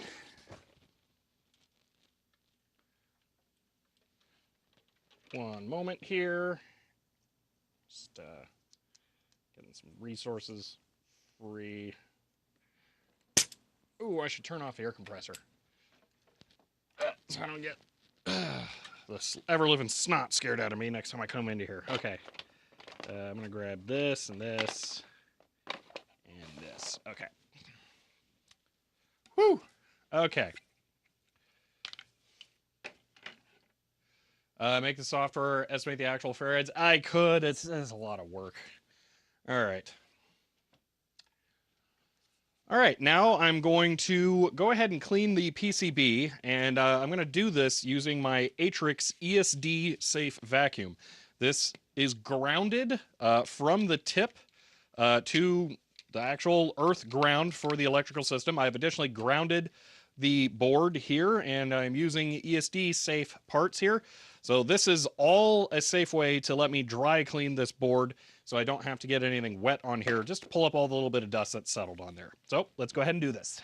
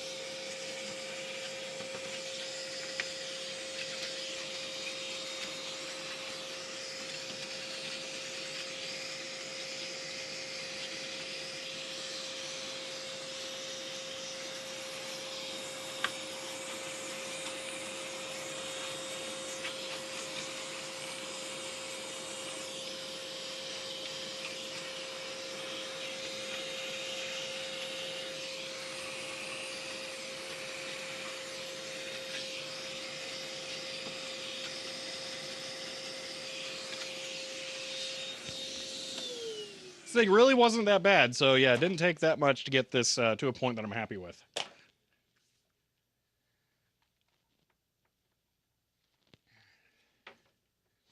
All right, we can hear it. Noise reduction has failed. Noise reduction is not actually on currently, so. All right, where are we at? We're at 20 volts. This is just trucking along. Maybe it's because it's 25 volts, it won't take as long. Then we'll switch to the 25 or 50 volt caps. Those are going to take a lot longer. Wow. Window of test data is exactly on the second according to clock nearby. Oh. I mean, that would make sense. It is all computer controlled. For the record, that was on the silicone mat as well, just to make sure that it was all well secured. Yeah, that's pretty good there.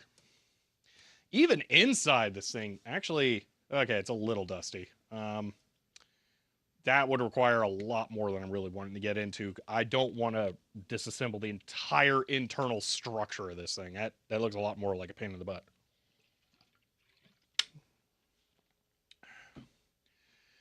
All right.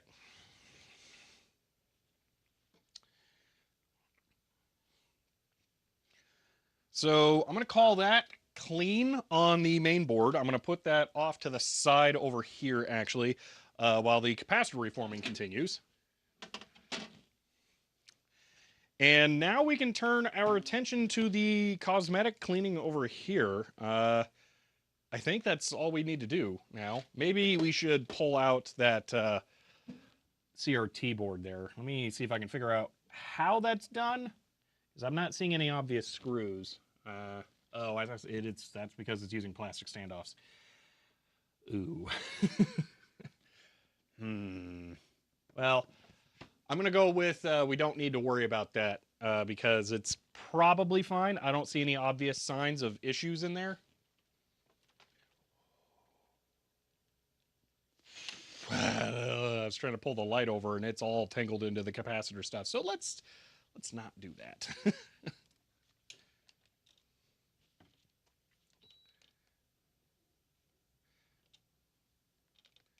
Let's see, I'm just going to do this. And yeah, that cap just finished again. Okay, we're going to be ready to call that one done.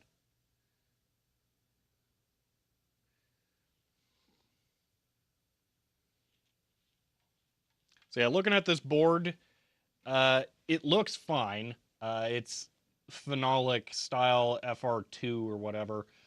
So it would be pretty obvious if the caps were leaking on it because it would be very discolored and weird looking. But it looks perfectly fine. It's held in with plastic standoffs, which may not survive me removing it. So I'm not particularly inclined to try and remove it right now. So I think we'll leave this as is, and then we'll test it, and then if there are issues, we'll pull it out and take a look at it from there. But for right now, I'm going to leave it be, because nothing on there looks that suspicious.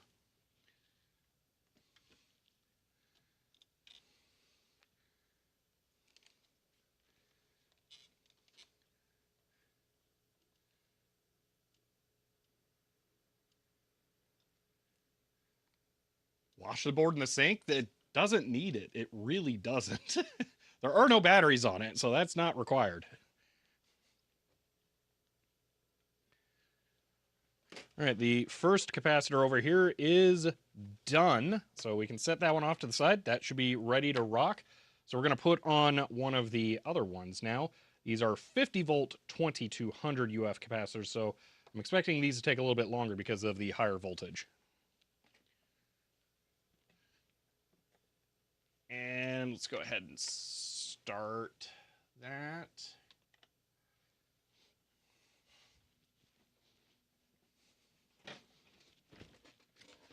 The good news about working on these capacitors is that it's literally impossible for me to overdo it. So we don't have to worry about that. Visual 200-1-2200-1, which makes sense in my head. I know it's kind of weird. All right. So max voltage 50. Okay, there we go.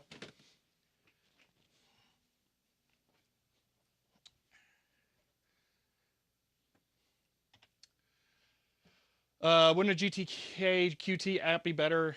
No, because I specifically made this so that I could do web browser source capture in OBS so that we can get like fun little things here. So that's why I did it as a web interface. So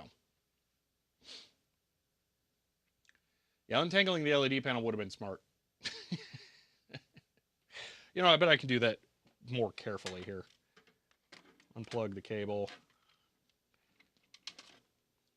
Although we're really not going to need it. No, we don't need it. I'm just going to leave it.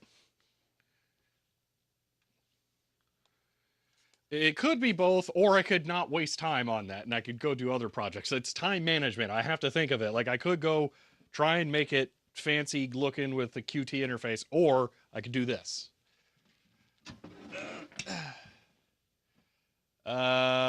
Something's not right. Why is this web interface not updated?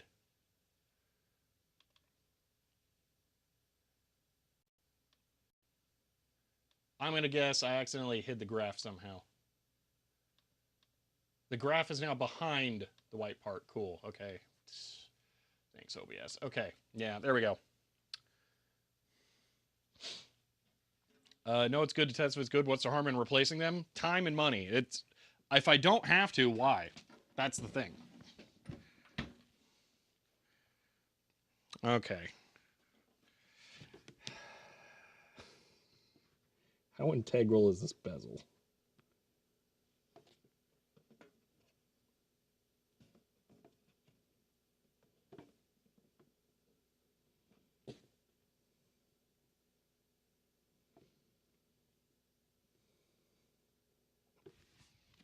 All right.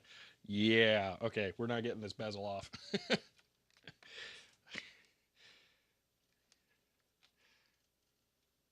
Already 30 volt. That is very, very fast. These caps must be in really good condition to be doing that. They're either in really good condition or really bad condition. And I'm thinking they're really good condition because we did a bad one and they were slow. They weren't fast. All right. I'm going to record. All right. All right. Now that we're done with the main board, I do want to try and get the CRT enclosure cleaned up here. I would like to remove the bezel. However, looking in the back here,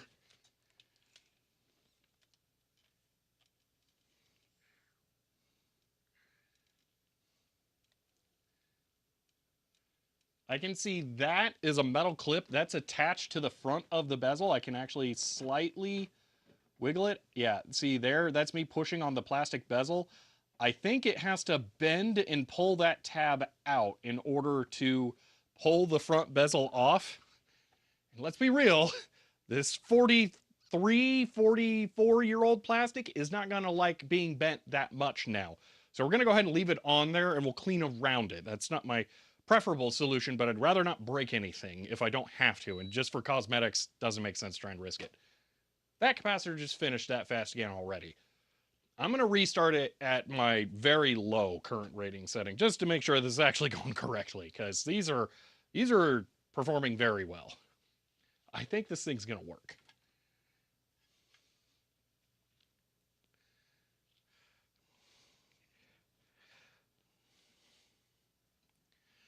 Oh, you know, you might be right. Well, how does that attach?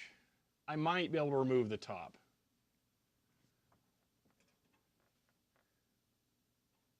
How is this working? Hold on.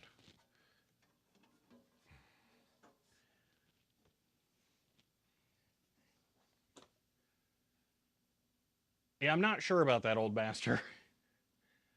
So, here, I'll explain why I don't think we can do that. Right there, you can see the sheet metal wraps around. There is a screw right there at the bottom, but you can see that sheet metal goes to this bar that goes underneath of the tube. I think you're supposed to remove the tube from the front. You can see the bolts there. I think you're supposed to remove the tube from the front. Then you can lift up the bar. I might be able to just take the bottom off, but I don't. But that's also has these like aluminum posts. They don't attach to the top. See, I don't think I can do that actually. Those appear to be rivets, maybe screws, and I can't get to those to remove those. There's no way.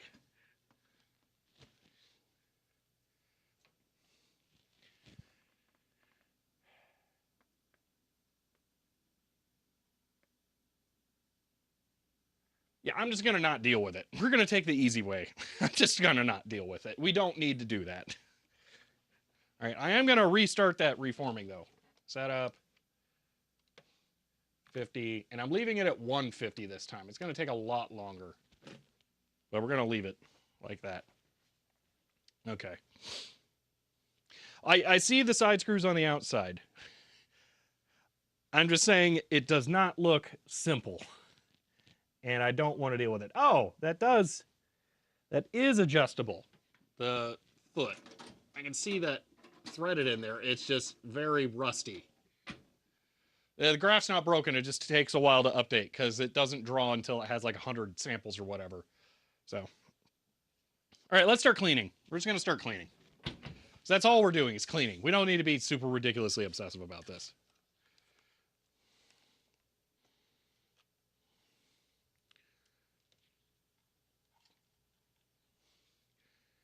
All right. First thing I'm going to do is use the ESD vacuum. That way we can pull up as much dust as we can without having to waste a bunch of like wet paper towels and stuff. And I'll do you all a favor and I will reapply the noise reduction. Filters, noise suppression. There you go.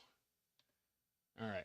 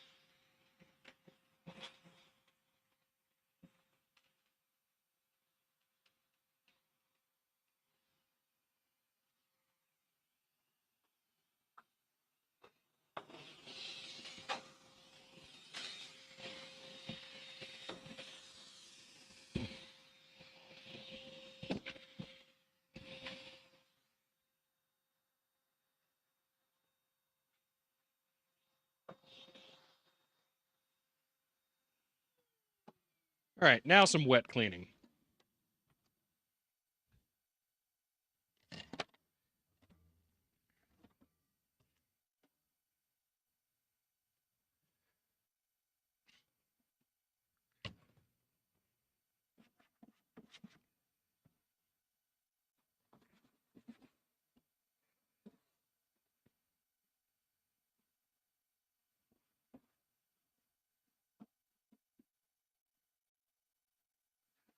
It smells exactly like, wow, rain, because it's been rained on.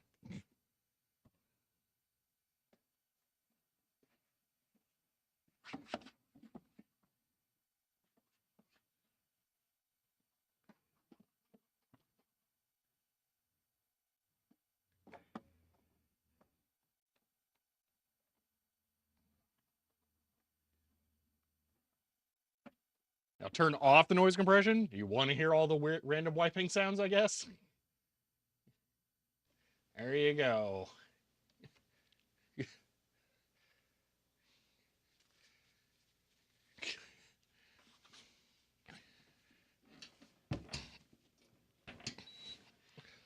Beep, it's already done again? All right, we're moving on to the next one, I guess. Well, at least I don't have to worry about the reforming taking so long. We have had this take so much longer on worse caps. All right, doing the last one.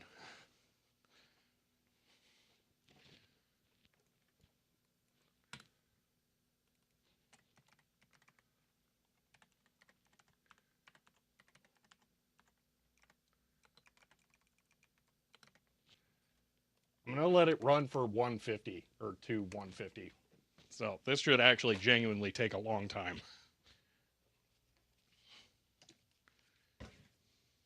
50 microamp. Yeah, really. I don't know that I can actually get down to that. We have never had caps be this good.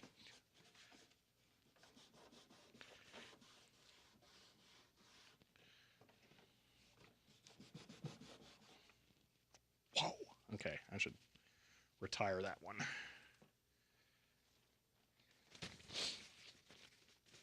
Terminal clean ASMR. Oh gosh. Turn on noise amplification.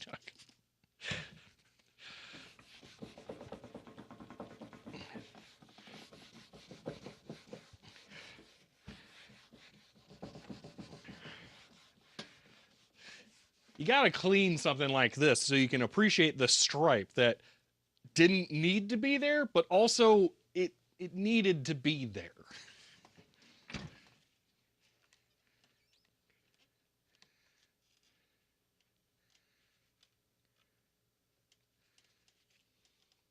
The voltage increase is non-linear, Ben, so I wouldn't necessarily say it's quarter of the way there.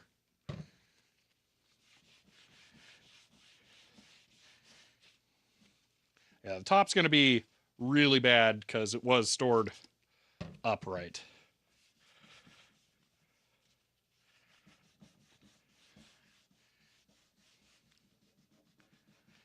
I may need to bring a melamine sponge into this. It's pretty bad.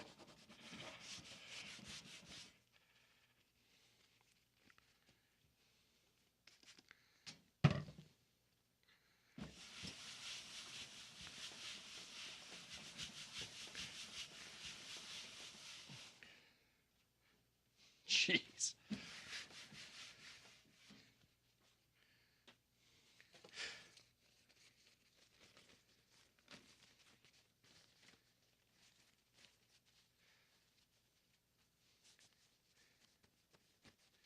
Am I sure the current limit is working? So if you ever see let's see, where is it at?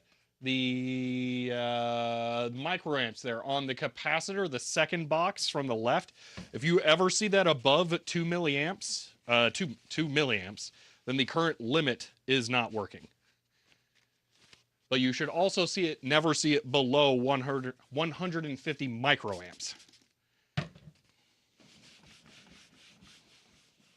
Because it stays in that range.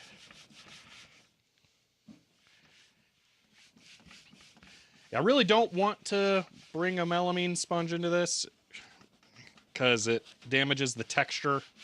But this is really bad. Really bad.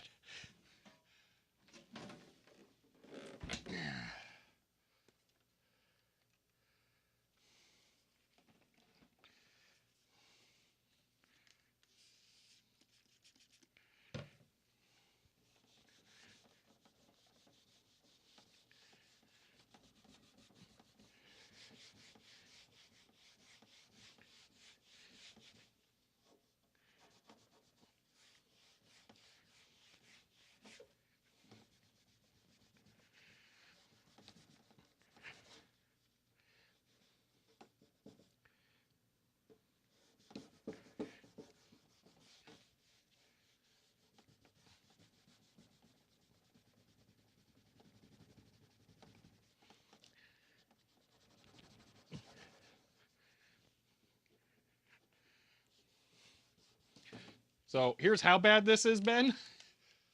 The bottom has not been cleaned under the line and the top has. And you can very definitely tell the difference.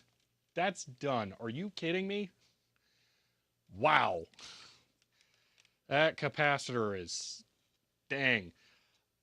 Oh, so Sanity, I guess I should say, you should only see it drop below 150 one time ever because it uses that as the trip point. It is possible to see that, but not below that.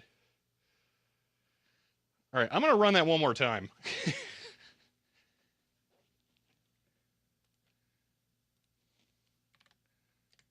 feel like these are doing ridiculously crazy well. All right, let's get the bottom half cleaned on this side. I am not using a super aggressive solvent for this. This is a light mix of Simple Green. Was it Pro 4 or something? I don't remember exactly what it was. But yeah, it's not a powerful solvent because I don't want to damage the paint or anything.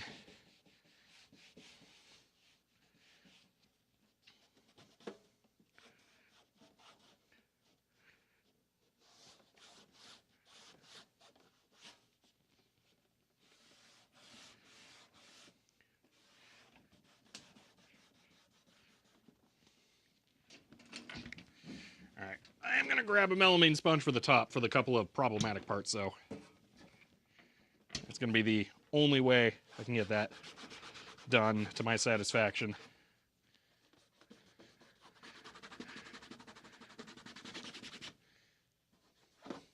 Now I have Benny Benassi stuck in my head. Great. All right. Oh, yes. It's metal. It's painted. This is... I don't know why this is leaching black as much as it is. That's really confusing me. Okay.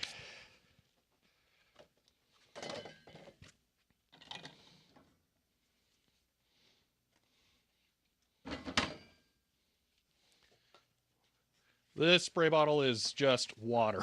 What about Goo Gone? You're just baiting me there, aren't you?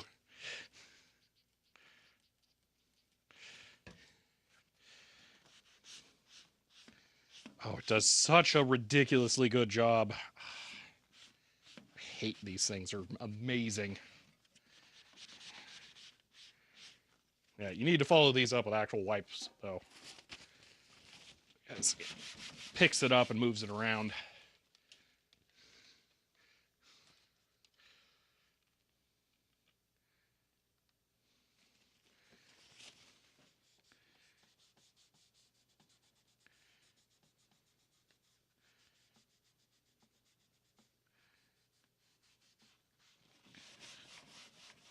So that's a scratch. I'm not going to be able to get that out now that you can see it. It's all so small on a bright surface. It's really hard to see. Let me see if I can get you a shot of what I'm actually trying to clean off here. Yeah, that.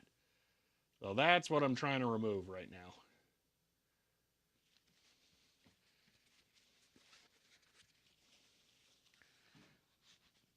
And this too. I bet I can get that easier.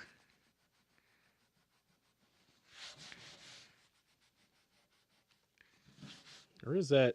No, that's through the paint. That's a scratch. That sucks. All right. Some of this is a scratch too. Some of it is not all the way through that.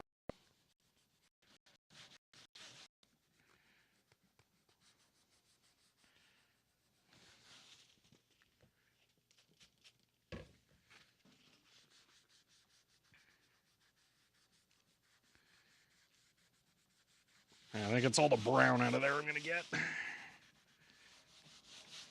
All right. Finish up the rest of it.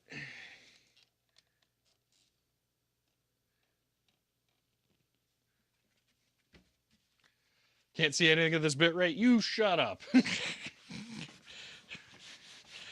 My streams, oh wow, that's done again already. My streams are fantastic.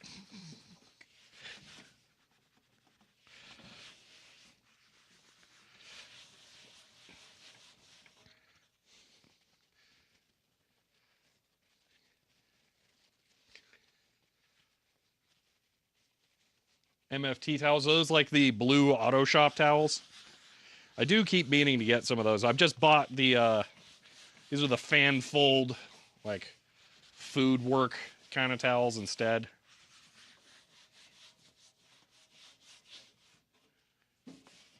I am super happy with how this is turning out. Oh man. I'm glad I only have one of these. So having to do two of the 950 was kind of rough. A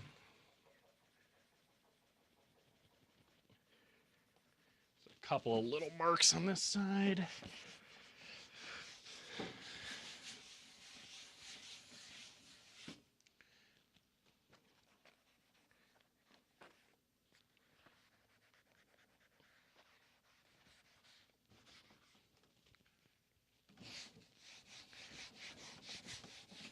All right. Last little thing here is a white mark where this probably was pushed up against drywall.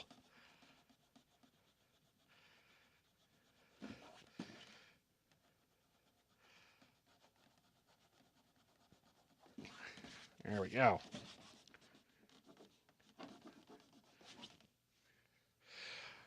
Okay, I'm going to do the screen at the end with Windex as a final pass, so I'm just going to leave that for now because I'm probably going to touch it with my fingers and stuff again before we finish this up.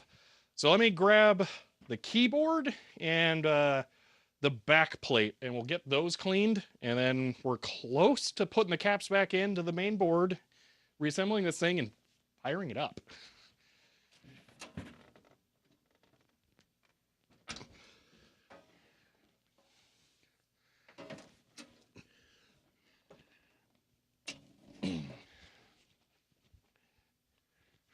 All right, the outside of the back plate looks pretty good. The inside, not so much. And the keyboard just looks utterly horrendous. But let's do the back plate first, because that's going to be a lot quicker. So I'm just going to ESD vacuum this. Yeah, you can definitely see the runoff lines there where this was rained on outside. Ugh, very annoying.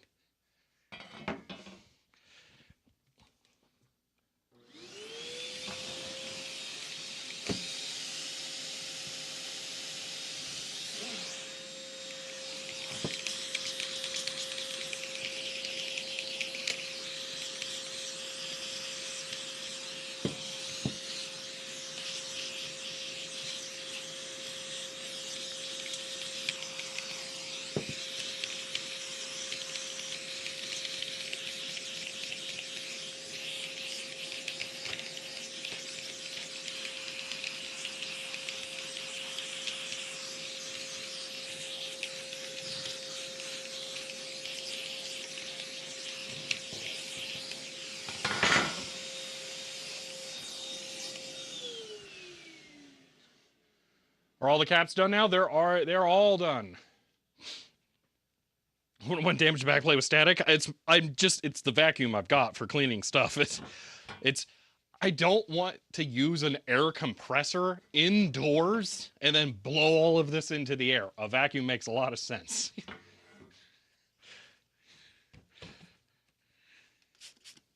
All right. Give this a quick wipe off. It's the inside. It's not super critical.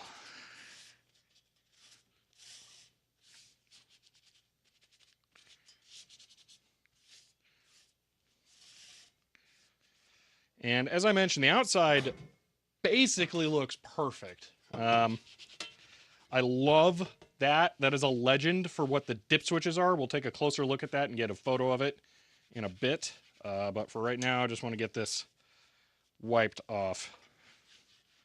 Yeah, that's very, very good. Also, external video. That's going to be super nice. All right, keyboard.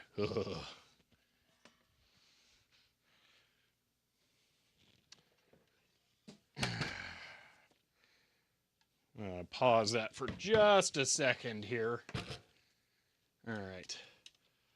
The caps are automatically discharged, so you don't have to worry about that. They're currently all at 0 volts. My power supply is also a load tester, and when I set the voltage to 0, it automatically pulls current in.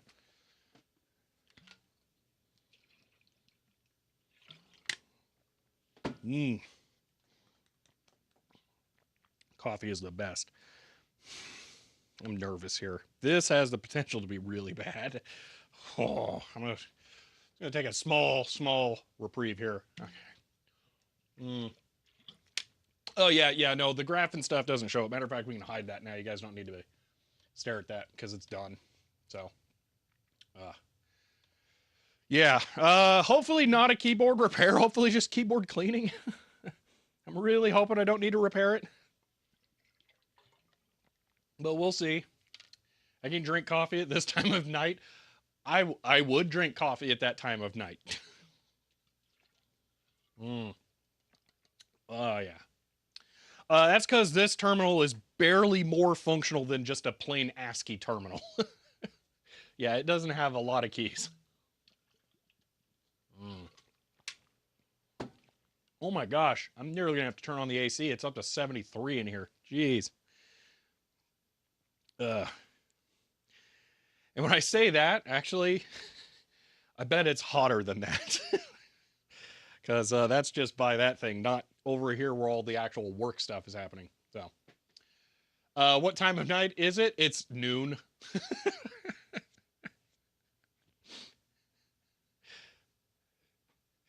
What's that in real money? I don't know. You're the ones who live in sensible countries that get to use real units of measurement. I don't.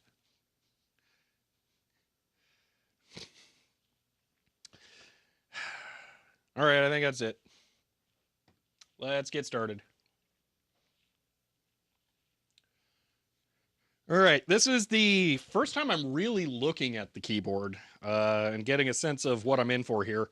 I can see all of these spots at the bottom are nicks in the paint and they are rusted bits of metal, so I'm not thrilled about that. I am loving this key here called convert function. It's just weird. But you can see this thing is just caked in dirt and stuff. So yeah, it's going to need a very, very serious clean here. No, wow, actually, there are no screws on that piece of metal at all. That's impressive. I'm going to guess there's tabs like spot welded on the inside, and then they go to these screws. That's impressive. Also, dude, that is just incredible. Whoa. I have never seen a pressed metal cable like relief like that. That is amazing. They didn't just cut a slotted hole in the bottom or the backside and stick it out there. That is like, that's awesome. The only way it could be better is if this had like a rubber bit that came out to do strain relief. Yeah, that's amazing. Whoa. All right. Let's disassemble it. Then we can clean the individual pieces rather than try and just hope we don't mess stuff up. So I'm going to grab apparently nothing because I don't have the blanket around here. I'm going to put a couple of pieces of foam on here. Oh, yeah, I can't actually tell you. The keypad does look a little better because that was one of the things that I tested this vacuum on a long time ago. But yeah, so I'm going to flip this over. I'm going to pull out all the screws there. And then we'll see what we're in for. Where's my screw container? There it is.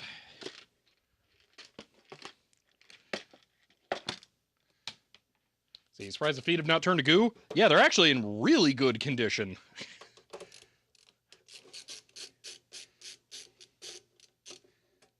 Yeah, hopefully it is not foam and foil. That would be very nice. Looks like a kit from a magazine? It does. Yeah, it does. But that's the early ASCII-ness of it.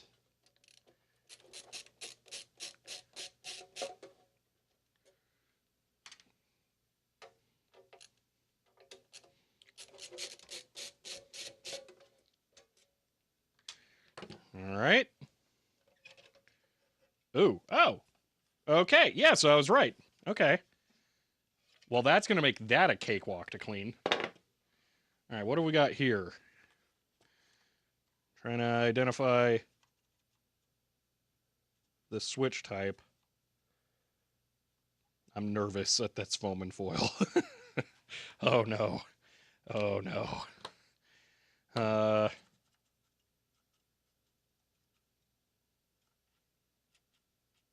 I think it's either foam and foil or metal springs. How do I want to proceed here? Man, I would really like to get all of the dust bunnies out of here. Geez, that's a lot of random crud in there. You can just see it all laying on top. I would like to get all that out. And that's not like a mat or something in the bottom there. That's oh, we are so taking the key plate off. Oh no, we are not. We are not leaving all that in there. Oh no. Oh, great.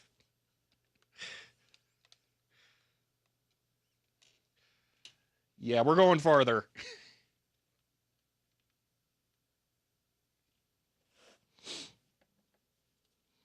All right, I am unfortunately going to have to break this because that is attached to the PCB permanently.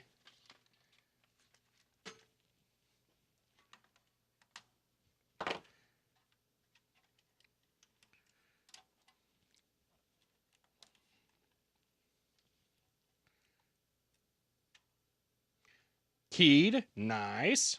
Corrosion, maybe. I think it was actually just solder mask. Okay, so that looks okay. All right, let's see if we get lucky and this isn't completely wrecked.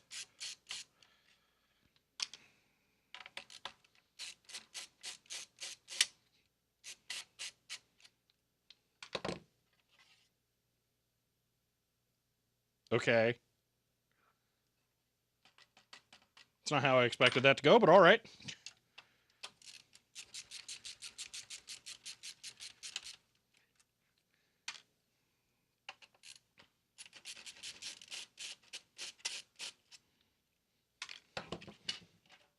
Okay. The worst thing I can see on this PCB when we flip it over is Keytronic. So what are we in for? Okay, I don't see Keytronic so far. The numbering is not super indicative of that. Can we see anything on the top? Just KB01-003 there. KTC. KTC, I think that's the model. KTC. Okay. Oh no. I am inclined to take all these screws off because I want to know how bad this is. So, all right. We're going to look at the PCB. I want to see if it's corroded or anything from the rain. Is this a valid size? That's a perfect size. All right. This is going to be a little bit.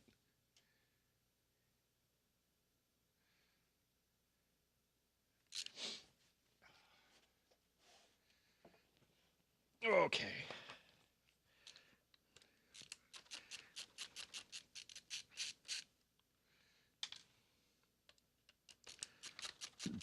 This is so many screws. Oh my gosh. Hold on. I'm going to subtly mark this, and that. Yeah, because those don't have screws.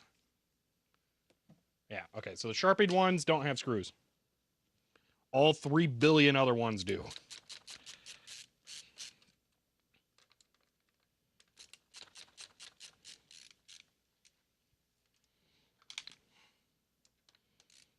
This, I believe, is the most screws I've ever seen holding a PCB to a keyboard ever. A little bit of damage right there. But I think it's only in the solder mask, so it's okay.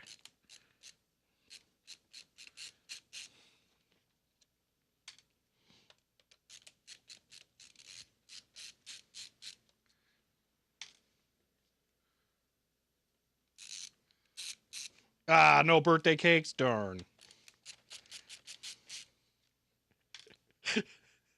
That is such a hyper-local thing. Have not done an action writer. No, I wish.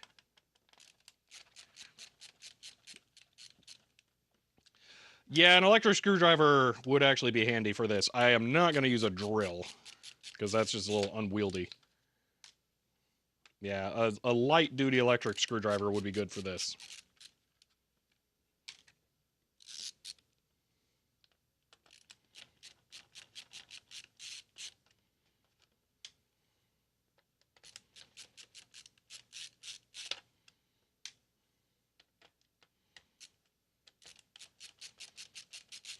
After the issues I had with the Xerox memory writer keyboard, I am a little more suspicious of keyboard PCBs, and I want to actually look at it and see what the condition's in. Because if it's foggy, then I'm going to go ahead and like really clean it before we even tested it the first time.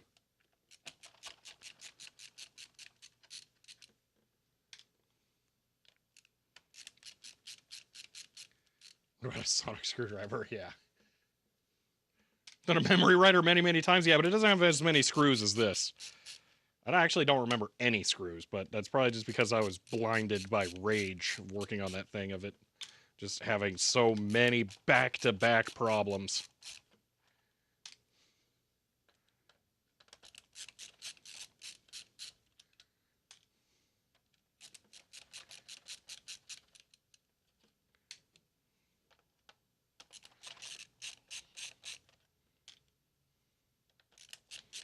So, while we're doing this, I have a thought, kind of a confession, something I realized that kind of sucks.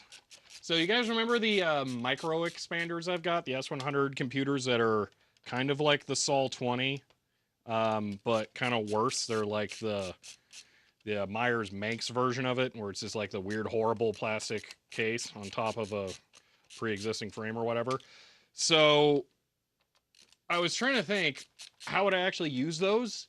based on my recent CPM experience, and I'm realizing I don't think there's any discs for that. They're going to be backed up anywhere. I haven't actually looked yet.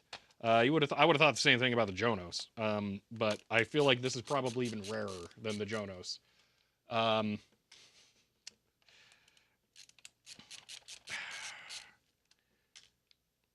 So yeah, I don't know if it's actually going to be possible to use that thing. I'm very unfortunate. I didn't think about that until recently. So even if they work, I don't know that they'll be usable because we don't have a BIOS version of CPM that'll be compatible. All right, that's the last screw. Some like weird metal threaded inserts over here. What?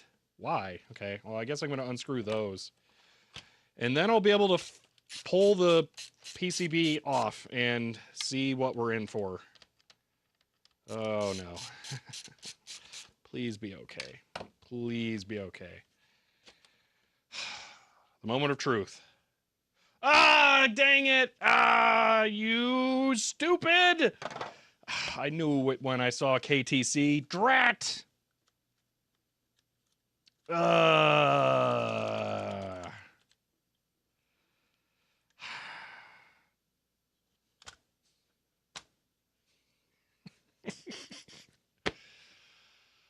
All right. Well, that's going to guarantee a second day of work on this, unfortunately.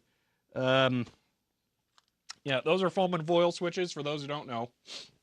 So those get replaced with, I thought they were, yeah, still sitting around here. So these are the pads that you put in there to fix that. You know, where are my red ones? I might actually have enough still kicking around. Maybe we can do this. I might be able to use leftovers. I don't know.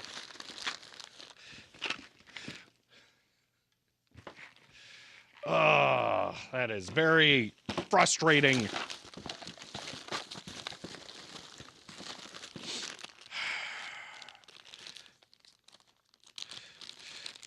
I'm still mad about these, but they're still awesome. I got baited into buying these. These are momentary toggle switches when I was trying to do the PC Junior kits.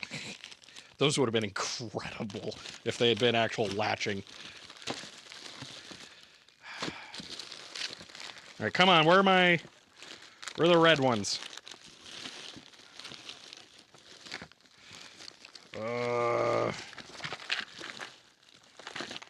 What did I work on? That was the compact portable. What is the possibility that they're still in the case?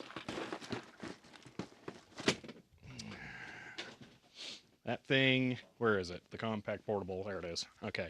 Could I have put all of my extras in the carry case for the compact portable? Well, there's some stuff in here. I think there's one here. No, I don't know what that thing is. Well, I found the old pads. Found a card bracket. Okay. Drat. I know I have them somewhere, but where that somewhere is eludes me. Let's see. Original materials. Okay. Let me count how many pads are in that bag and how many are on the keyboard.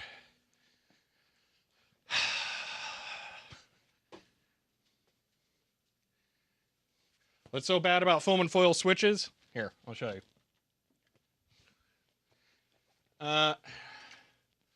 Let me show you why these switches suck so bad. So this is the enter key here, okay? So this key will have been pressed a lot.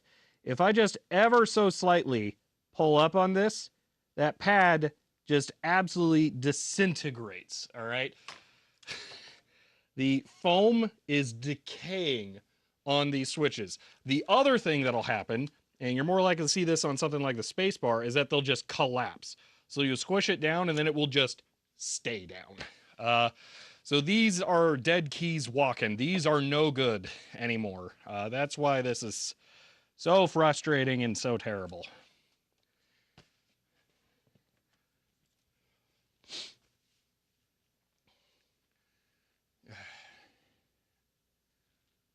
So I guess this is why everyone loves mechanical switches. Not really. That's more of a feel type of thing, but yeah. Whenever we make a component replacement. See, the thing is that you would have to put like ML switches or something really low profile in there and make a new back plate. It would be possible, but it would be weird. There's probably enough vertical space to do it, though. All right, how many keys do we have?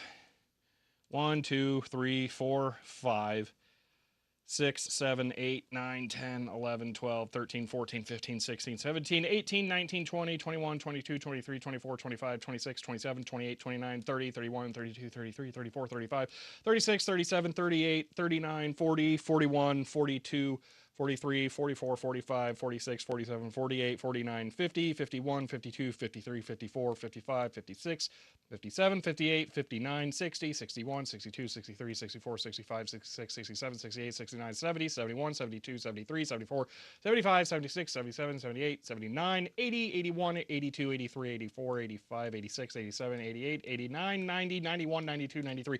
93? Seriously? Jeez. There's no way there's 93 in there. Oh, man. I need to find the red bag.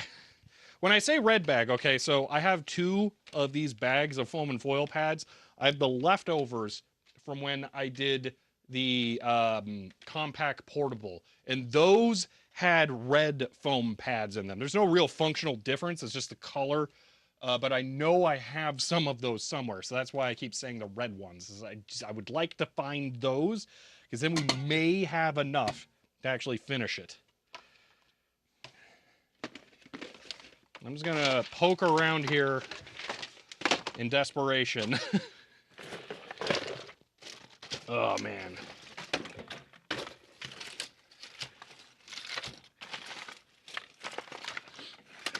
It is, in theory, possible. Ooh, a different post-test card. Was this the one I was given or sent? I think this was. I should have tried that in that Pentium Pro board. By the way, I spent some time this morning when I came into the office. I actually found a manual for the Pentium Pro board. It was properly configured for that CPU. I have no idea what's wrong. So, more fun news there.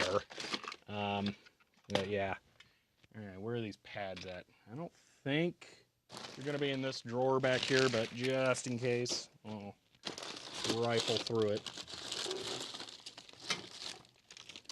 Let me catch up on chat here. So, let's see.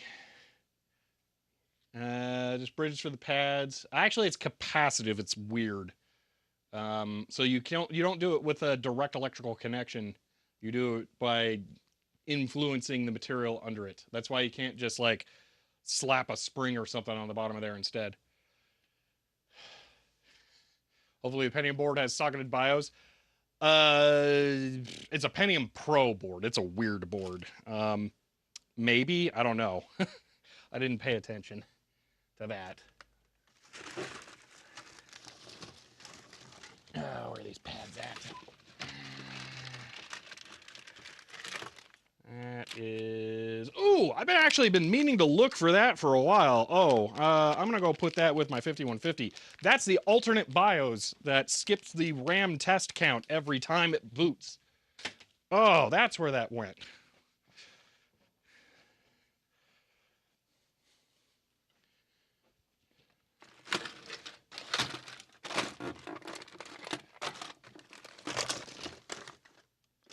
Okay, don't see him in there. Trying to decide how into this I want to get. I think very.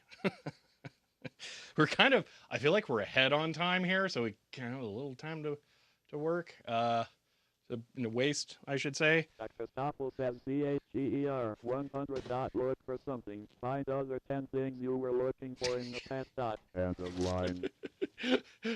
Thank you for the 100 bits there, Dr. Stoffel. That is 100% the truth, yeah. I'm gonna grab a flashlight. I feel like I've seen them very, very recently. That's why this is really bugging me. The flashlight's in my pocket, idiot.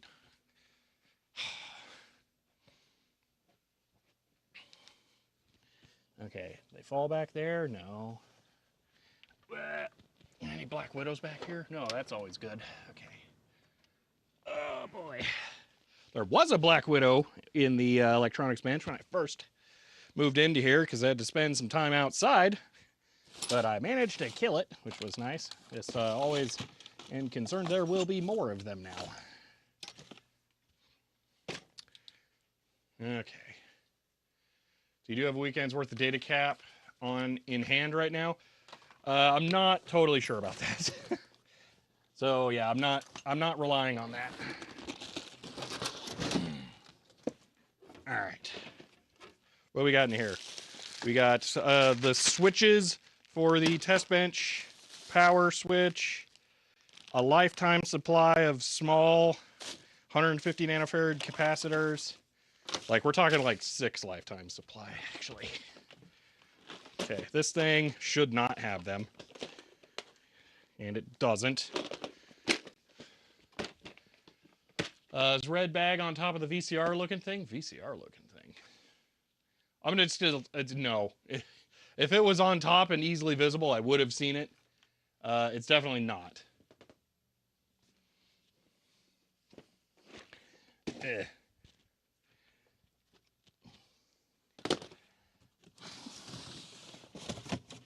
Okay, here's where we get into the more likely things. Random Goodwill Raspberry Pi with a weirdly useful tiny keyboard. I should probably take that out, but I'll just put it back in there so I can forget about it again for 3 months.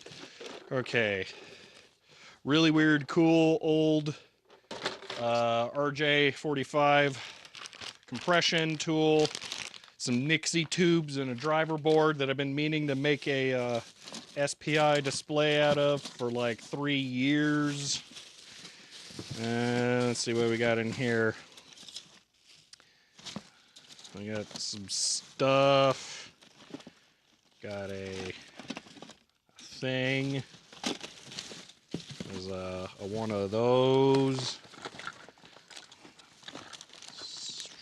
Old Coleco Atom PCBs. A random Arduino. That one's like a real Uno. That's weird. Why is that in there? Thought that was going to be the Intel one for a second. Whole bunch of 8-pin DIN connectors when I thought it was going to be easy to make my own Commodore 64 cables. Then I realized cables are like hard to find with enough conductors for that kind of stuff that don't totally suck.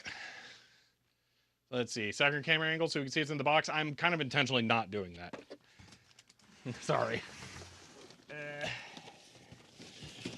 Okay, this one especially is why not. This is just a bunch of random garbage. Let's see.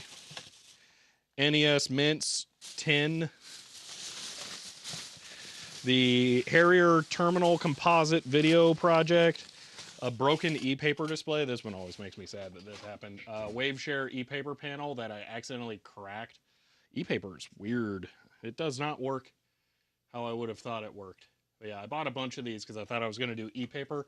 If you guys have watched some of my really old videos, you'll have seen essentially where this all came from. This was my GPS-based bike speedometer. Here we go. Here's the module. So this is a thing I made. This is a GPS module connected to a Raspberry Pi Zero in there. And that actually can be used as a speedometer on a bike.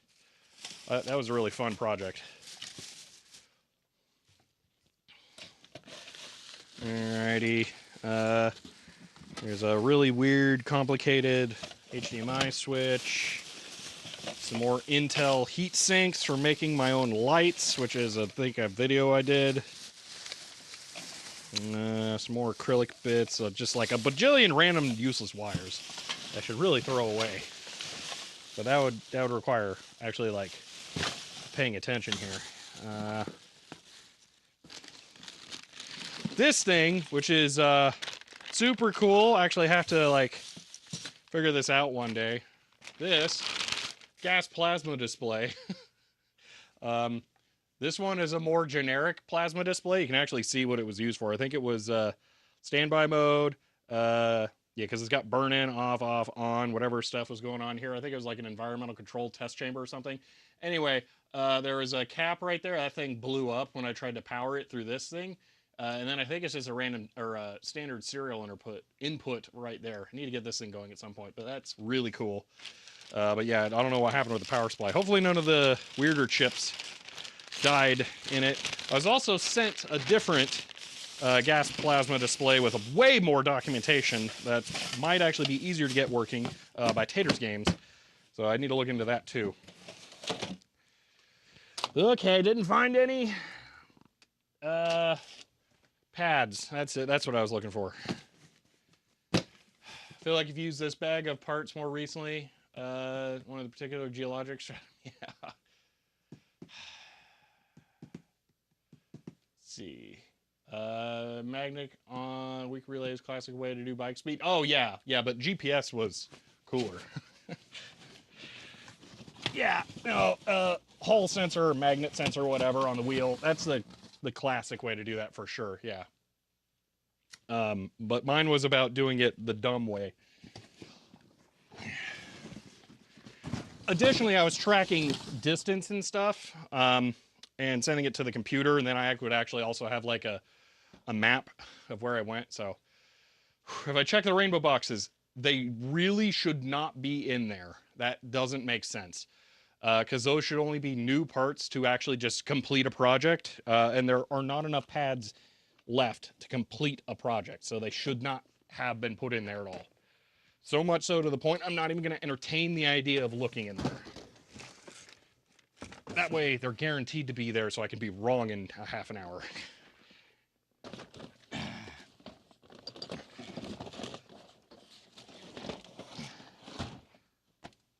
Where are the pads?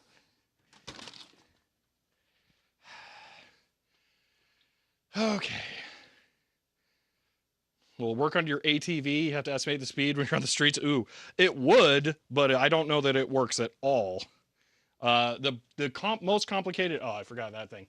The most complicated problem with the GPS speedometer thing was the battery. I didn't have a good external charging solution for it, so I was actually disassembling the entire unit, then recharging the battery, and then sometimes the battery step up conversion regulator power supply thing I would use would just die out of nowhere. So that project became very difficult to maintain. And I did the boring thing and then just ended up using my phone. I really didn't want to use my phone, but yeah, that just became the obvious solution. I'm really surprised I didn't find the pads in that first drawer. I thought they were in there.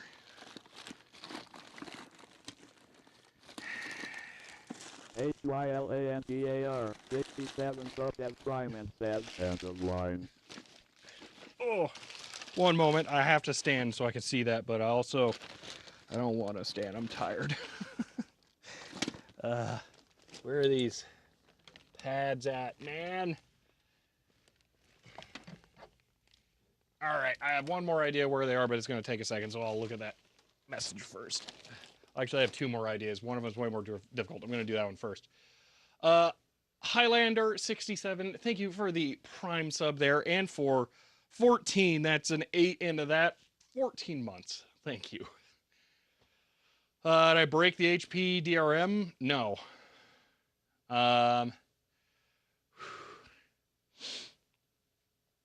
What am I doing?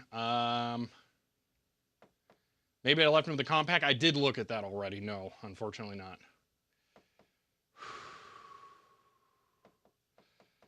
Let's see. You can still get Dymo tape, old master. I also have some old stuff, which sucks because the adhesive is all failed. All right, I'm gonna look one more place down here, and then I go under the electronics bench is a potential location they could have ended up. And by the electronics bench, I mean the workbench. Oh gosh, so much stuff. Also, talking and doing like heavy lifting and moving, not the best move. Okay. First, could they have just fallen down here? Because that would be real convenient. Oh boy. No, but there is a thing I should actually try and grab while I'm down here. Who's back here? Green marker. I kind of want that. All right. There's that.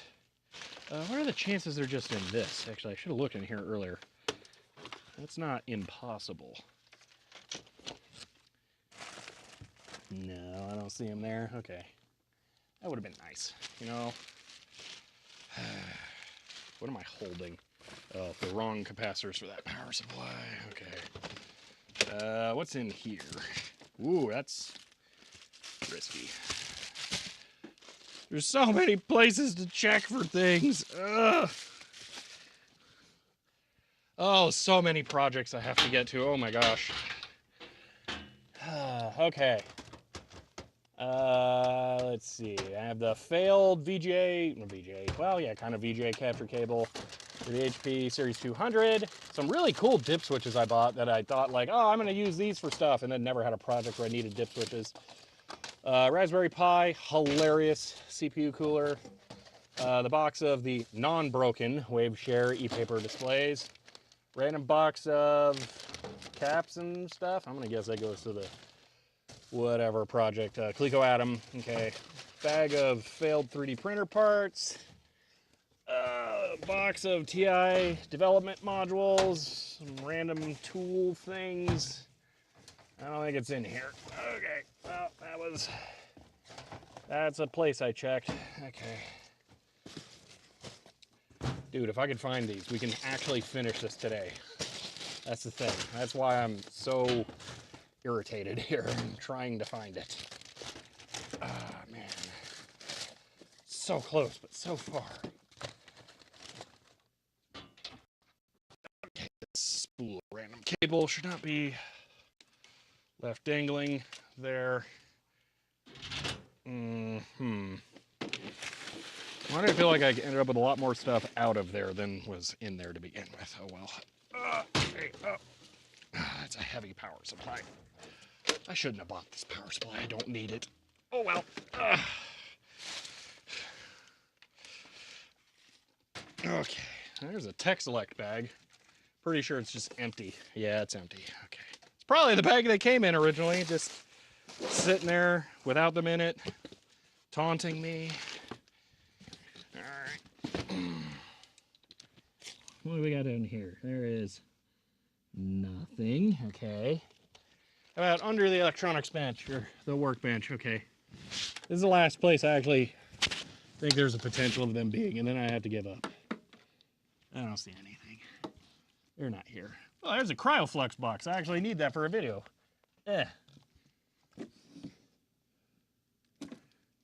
Nope. Alright. They're gone. I have no idea where they are.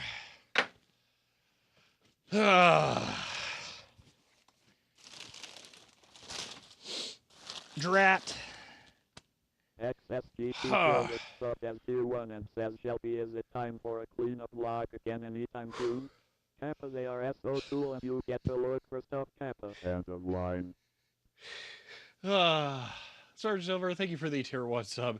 And for 21, that's 16, 4, and 1, 21. Thank you. No, not a cleanup vlog. That's actually super not a great idea. I already did a bunch of cleanup. This is one of those little tiny things that just wanders off. Where on earth could it be? Huh. That's really going to bug me. Because we could have used this thing today without that. Oh, man. Just replace keys we're going to use.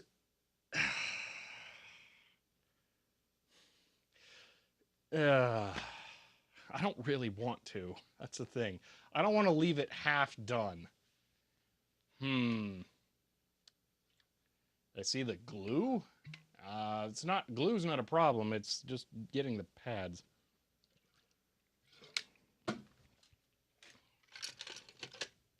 I swear I've touched them in like the last month. This is what's really bugging me.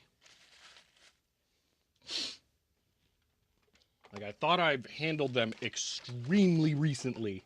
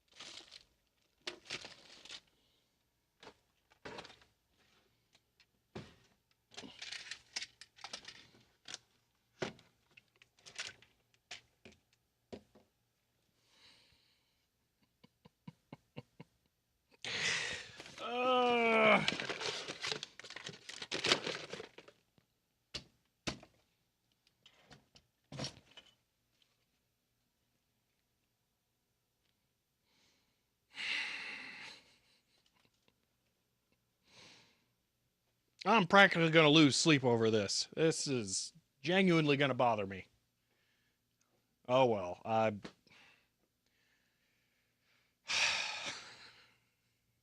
trying to convince myself to give up, but I'm having a hard time of it. Because I swear they were really close. Like, really, really close. Oh, man.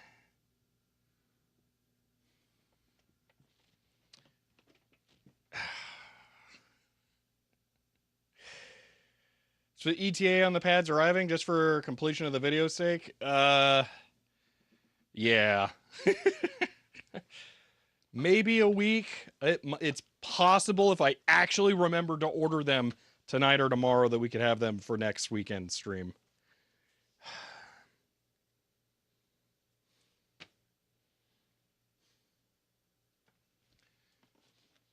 You know, if I actually remember to order them.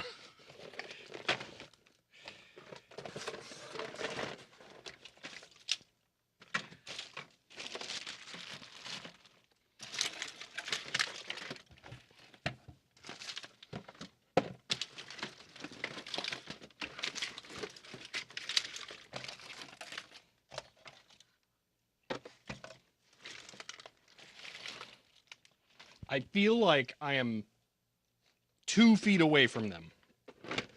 That they are ridiculously close. What's on top of the rainbow organizer? Water. GTX 260. Empty screw sorter. Not empty screw sorter. I forget what this went to. That's good. I'm glad there are screws in that I don't know what go to. Some HP plotter stuff. Oh, I have things I need to bring here for that. And then the rainbow organizer. Okay, let's get this out of the way. The answer is no, they're not in here. They're just not. Empty. That whole side is empty. This is for the Toshiba Tan laptop. This is empty. This is the Atom power supply. I ordered the parts, but I didn't order the boards. Okay, good to know. This is for the power supply for the Windows XP computer that, you know, one day I'll actually recap. And then that's empty. So, no, they're not in there because they shouldn't have ever been in there.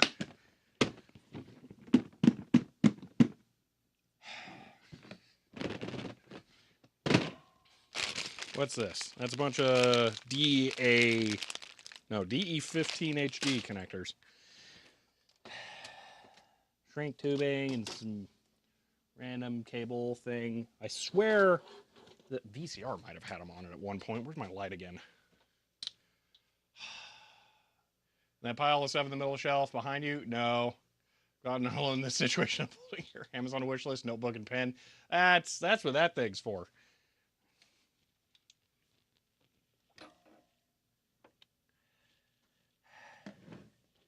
I really swear they're close by, like super close by. They must have been on a shelf and fallen down or something. That's what's really bugging me. What's over here? Okay, we got that giant, stupid 240 volt step down transformer. Why did my drill bits end up all the way back there? Oh boy, that's heavy. None of that's useful. Don't know what that is. That had stuff in it. Now it doesn't. Great. Alright, there's a network switch. Can't believe I haven't actually accidentally turned off the stream yet. An air compressor that I'm not even using over there. Oh boy. Sorry, Mario, the pads are in another castle. Yeah. I'll find them right after I end the stream. That's what'll happen. I'll like turn around, look in one place I didn't, and boom, they'll be right there. Oh man.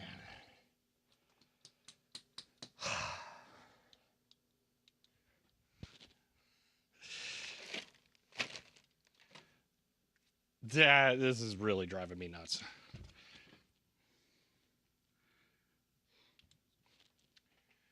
All right, give me one wander around the office to just look. Okay. They're not on my random shelf of things, of like office supplies and whatever. Okay, could they be along the tops of my cable shelves? Sometimes parts end up there when they're considered done. I'm not seeing them. It really doesn't feel like these should have ever been placed over here. This is exceptionally fantastically irritating. I'm gonna bring the compact portable out there. We're just gonna completely answer that without any shadow of a doubt. Ugh.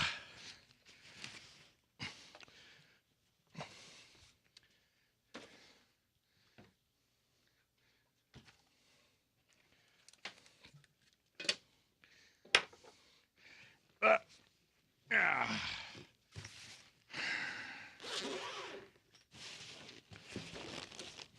Okay. Oh boy, it's not under the computer.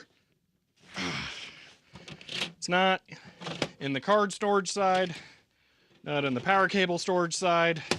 Can't be inside. Okay. Back pouch has a really cool license plate. I forgot. I actually wanted to hang that up here. Yeah. Oh.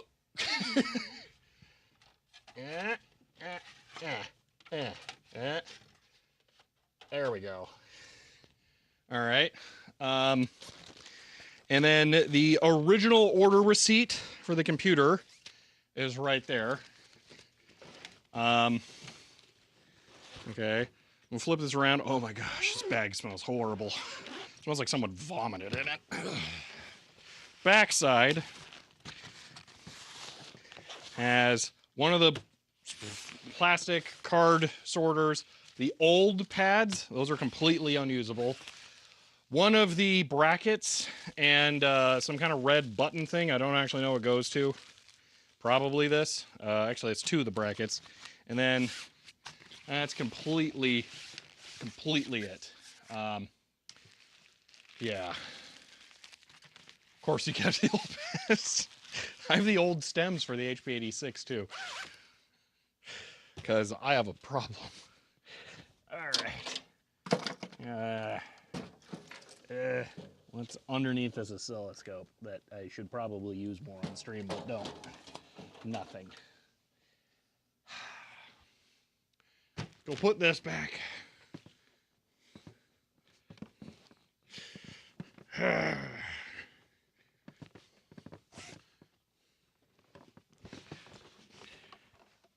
Arrgh.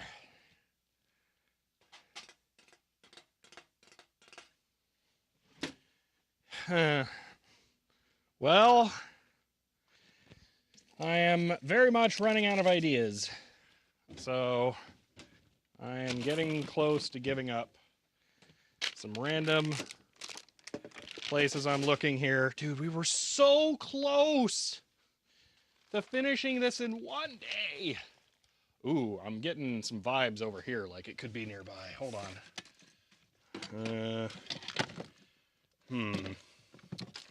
What do we got? What's that? Portable laptop USB. Oh, I forget that thing. That's weird. It's like a, I don't know, probably you people in IT are like, yeah, I use one of those every day, but it's like a VGA capture and PS2 output type thing for doing KVMs on servers, but you like walk up to the server and plug your laptop into it. I'll wire it up. Okay, it's apparently not over here.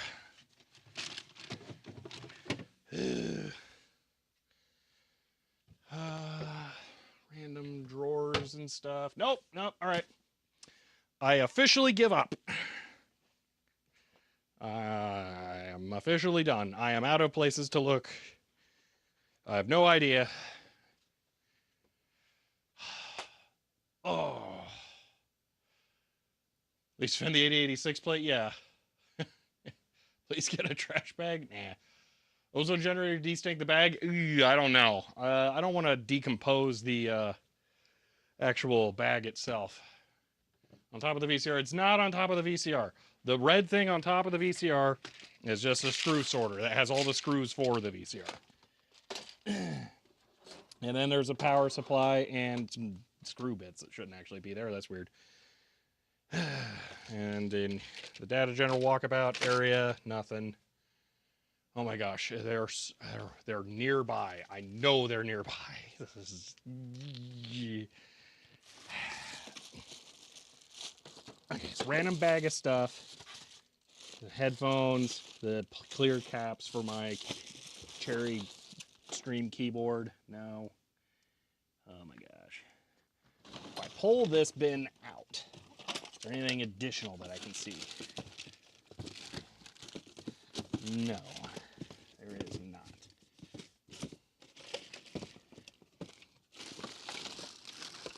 Oh man, I really need to get my Sony Caddy CD drives working too. That's like, another one of those projects. One day it'll happen.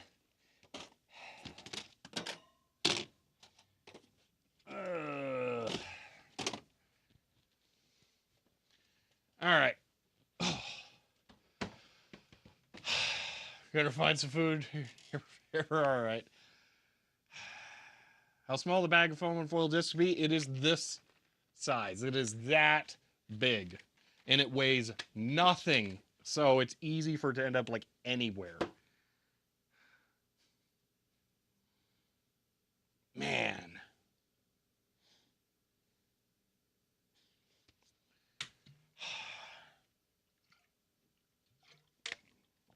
Yeah, it's super small. That's the thing. It's clear and they're red. It's unique looking, but trying to even like find it.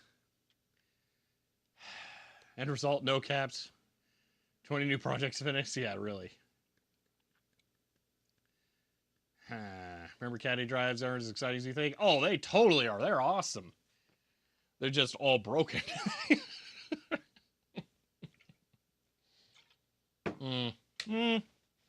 Yeah, I took some items off the to-do list. I should do this on camera. By on camera, I mean I should go hit the record button. But, nah. It's for grins and giggles here. Because, I said I'm done, but why would I actually mean what I say?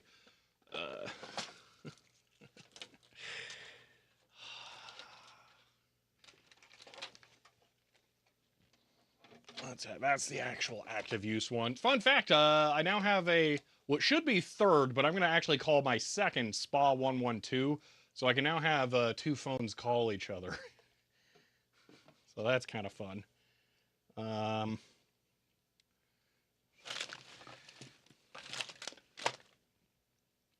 Stop looking. You're not going to find them. Maybe they're in the drawer that I already looked in. I'm going to just pull stuff out of the drawer as I look this time. That way it doesn't fill back into the space I've been looking in. They shouldn't be in the drawer. Parts should never go in the drawer. But at this point, they're clearly not somewhere they should be. Oh, goodbye, scissors. It was nice knowing you. Ow! Something stabby in there. No, they aren't in there. Okay. Let's see if I can grab those scissors. Oh, wow, that's a weird angle. Good luck back. All right. Two lines, a single VoIP box, and also call each other. Yeah, but over network connection. That's the thing. Chat. Poll time. Which point do we need to stage an intervention? That's exactly how you found your MX thermal paste in the drawer. Oh, gosh.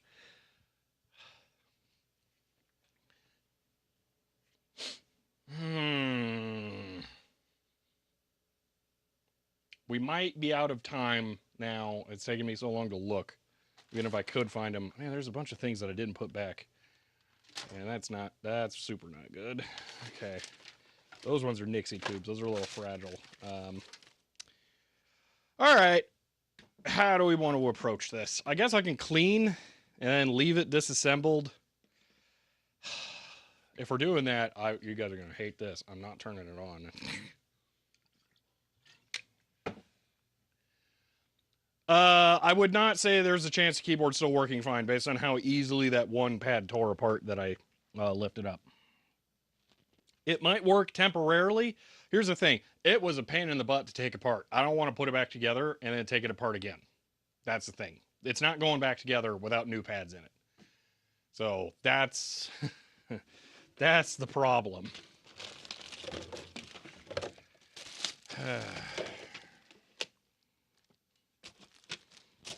There are technically parts over here, all right? This is not like a dumb place to look. Like there's actually the LCD for the TRS-80, the second one that I didn't end up using. Because sometimes I stage parts over here, but apparently not the pads. That would have been too nice. No, no. What's in this box? That should contain a hard drive.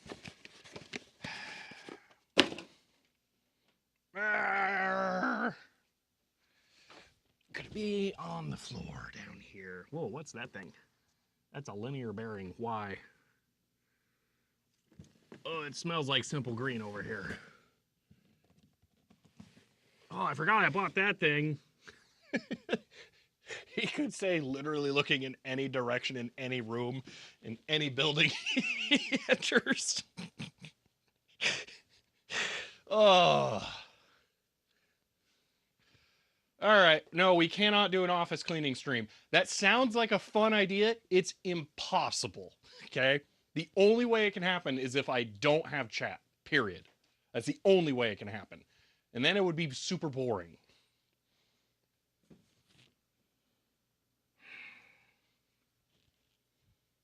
It's just really bugging me because I know it was nearby. That's why it's bothering me so much. They were right over somewhere.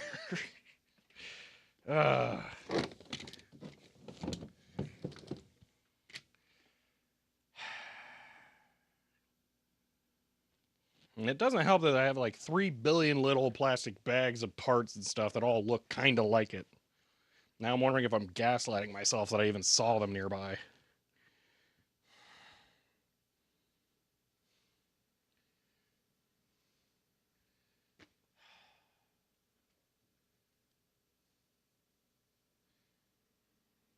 It's like 4 hour YouTube video, yeah. And additionally, cleaning isn't going to solve that kind of thing. Where this is like way too deep for that kind of thing. So.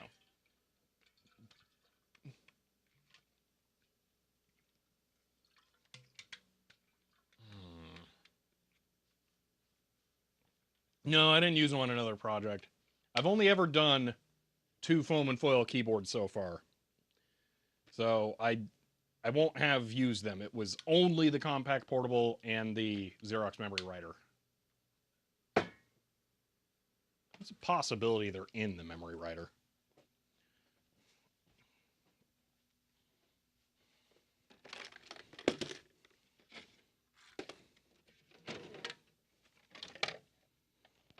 Should be low. It should be basically non-existent because we've had it operational. Yeah, they're not over here. They could have been with it at some point, though. That's entirely possible.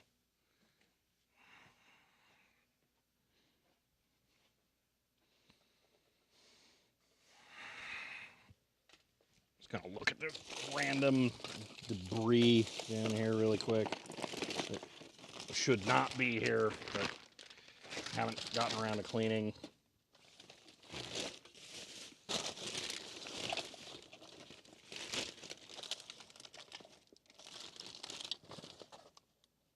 Yeah, none of those are it. Ultimate sensor step away from the debris CHER 100 and the line. Thank you for 100 bits, Ben. Ah, man. Can we at least put the caps back in and see if it turns on? I am sorry, but no. We are not doing that without having the keyboard repaired first. Because here's what will happen, okay?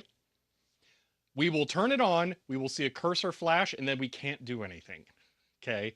That's what will happen. And we are not getting to that point where it's like, yay, it works, but we can't do anything. Okay? That is not a fun position to be on. For video purposes and for just like actually doing the project, no. All Sure, you can ask about mics, Matt. I use Rode Wireless Go 2s and Purple Panda lapel mic, and all of it's terrible. El Calaborize. Sorry, I'm fried. I'm looking for my second set. Phew, oh man, of foam and foil keypads. Because I don't have enough in this bag that are left over from the Xerox memory writer to finish this one. Use your protocol analyzer to talk to it. I don't know what the interface is. Yeah, I might be able to print stuff on the screen. Again, not acceptable.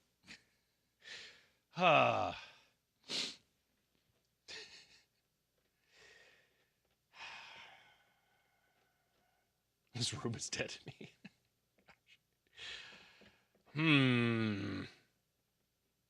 Yeah, I think I just have to give up. All right.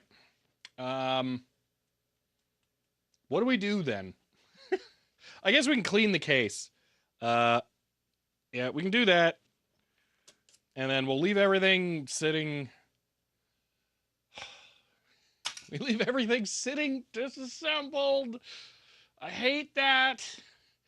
And then we'll have to just come back to this next weekend. I'm so tired of leaving projects partially disassembled because I'm waiting for parts or something. No, we're not putting the caps back in. We're just not touching anything. That's the thing. None of it. None of it. Nothing.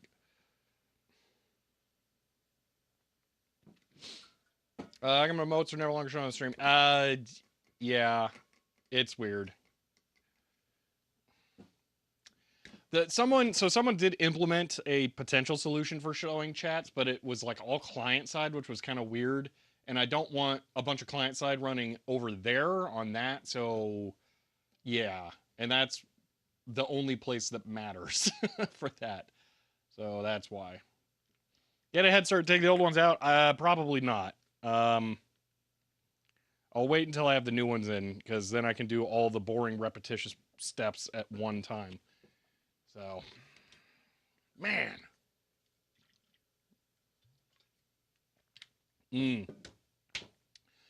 Yeah, so, Matt, I do like the Purple Panda. That's very good.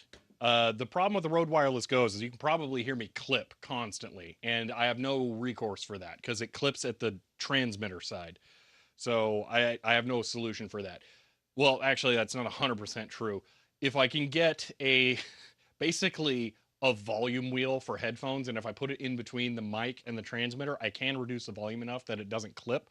But that's a kind of really horrible solution, and I don't like doing it. So yeah, I don't have great recommendations for that, unfortunately. So.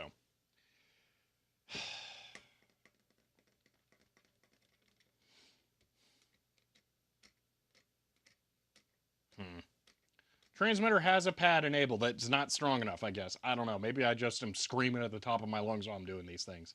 So, yeah, it does have input level adjustments. It's just bad. It's not sufficient. Maybe the Purple Panda is super sensitive. I don't know. And because I'm not wearing a tie, so this is the other thing. Okay, you're technically supposed to like wear this slightly more down here, with like on the back of a tie or something. I'm not wearing a tie on stream, so it's actually a hazard in some projects. All right, coffee gone. I'm gonna grow some of you out here. Sorry.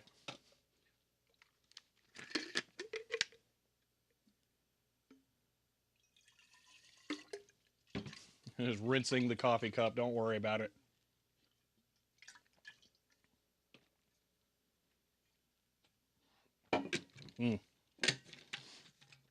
Let's see. Saw two you racking your vacuum mounted compressor. Yeah.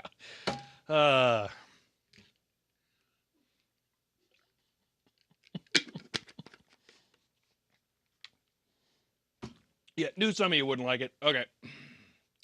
Well, let's clean the keyboard, I guess. Cleaning the keys is going to be a pain. We're going to do that after we get the other stuff done, because that will make sense. I don't know why, but Tab has a lighter force spring. That's weird.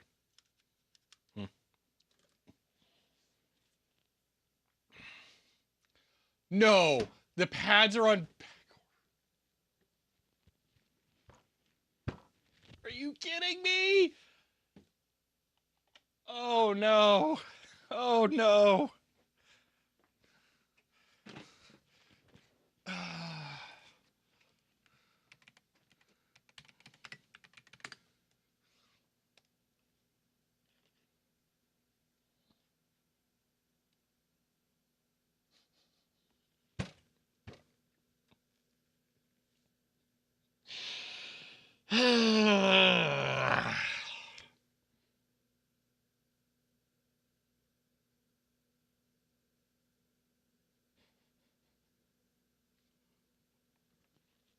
It's only really frustrating because I don't want to have this in like a partially finished state for so long. Oh.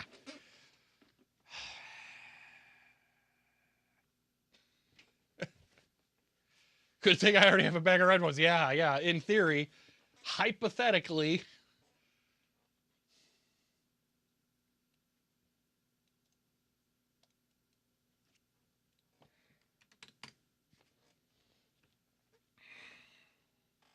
I applaud John for doing this, okay? I'm not. I'm not making them. No. No.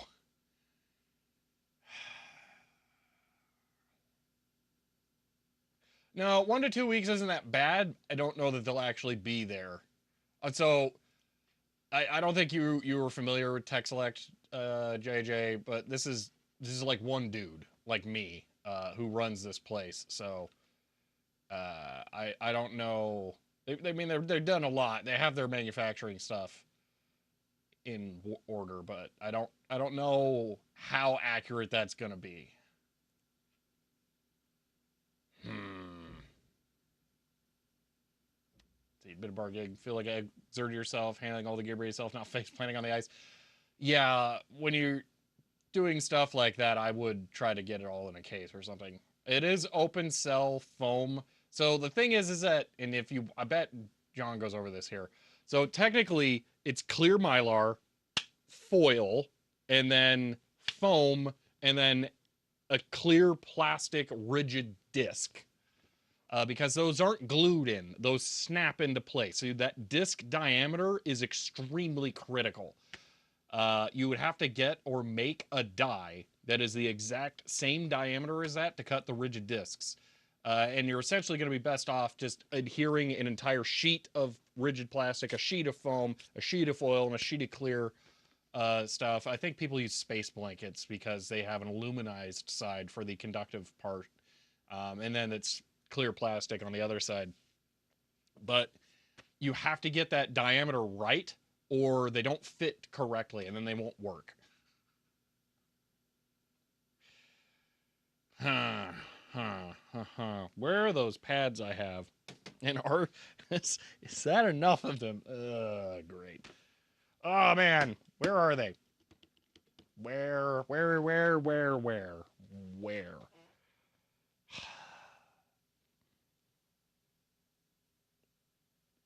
Hmm.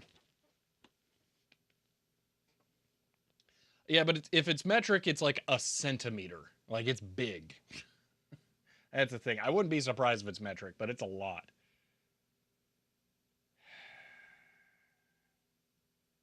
Have been 1 to 2 weeks since last November. Oh, then maybe they haven't updated it.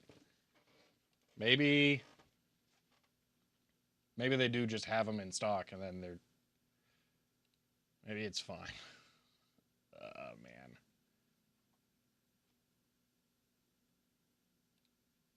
Oh, you have to click them to see. So yeah, that's the rigid disc side, and then the clear plastic with the aluminized side. So, ah, drat. All right. Well, I guess I'll try and order those when I get home. We'll just see what happens. Let's clean the keyboard case because that has to be done one way or another.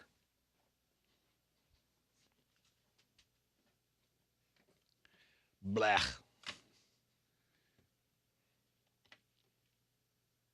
Now at the conclusion, I would have leapt to be fair. 10 millimeter, not much. I have 20 millimeter, taking desoldering. But yeah, I've only done 2 things with the foam and foil pads, and I can guarantee I have not used them all. So at least this looks fine. I don't think there's anything wrong with this. So.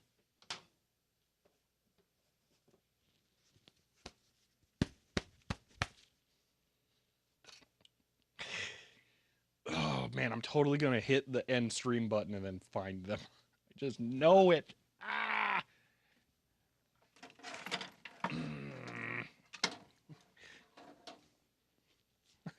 I'm gonna take 5 steps. I'm gonna hear a crinkle, and they're gonna be stuck on the bottom of my shoe. Oh well. Can live in an organizer drawer. Yeah, that's a great idea. So, and this is why this is not well organized. How there's too many different weird parts to organize. So I don't have like one organizer drawer that has everything.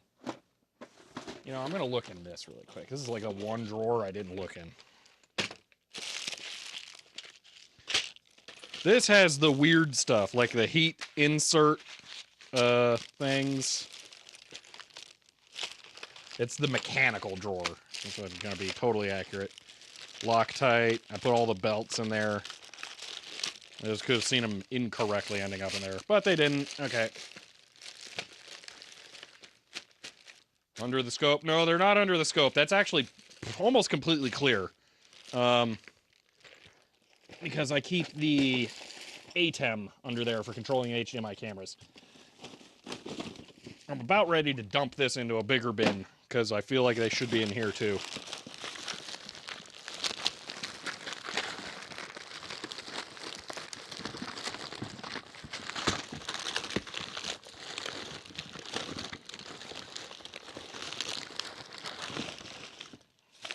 Really doesn't seem like it though.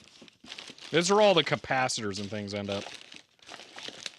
Because again, there's like too many variable things to try and keep that all organized. I don't have the space, and I don't really want to try and maintain the space to have like a wall of tiny little drawers that each contain 3 of one type of capacitor of a specific value and voltage. So yeah, I'd rather just keep them in a random drawer all together and then just try and dig through them if I need to find one and hope that I can find them. All right, I give up. Clean. Clean. Let's clean. Blah.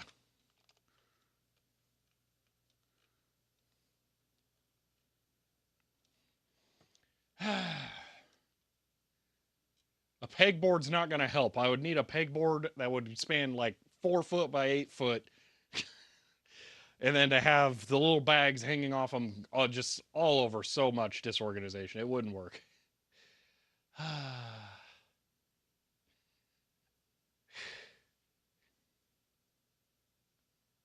All right.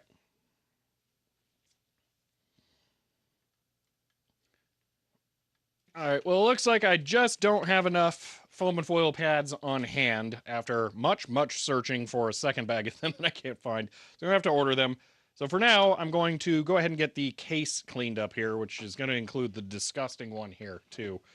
And then once I get the new pads, I'll be able to replace these with those, because I don't want to put that back together, because that was a lot of little tiny screws in there. I really don't want to deal with that multiple times and fatigue the plastic and all that kind of stuff. So yeah, let's go ahead and get this cleaned, and then I will have to come back to this project and finish it in a little bit later.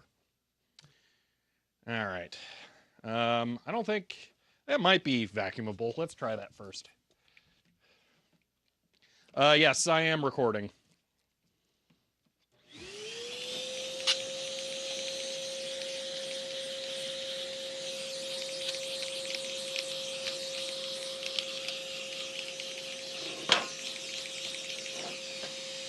This is very vacuumable. Oh, yeah.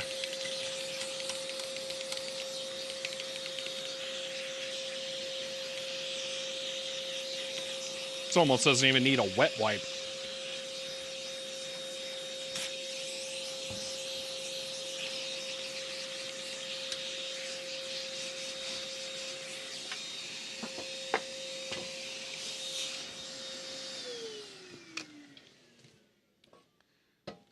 All right.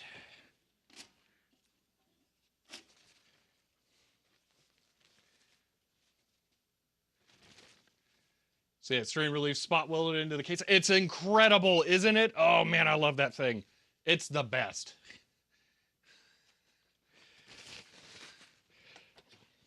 Yeah, there's no. I was gonna say there's no electronics here I need to be cautious of, but I also don't really want to spray the MDF, so keep it on the towel.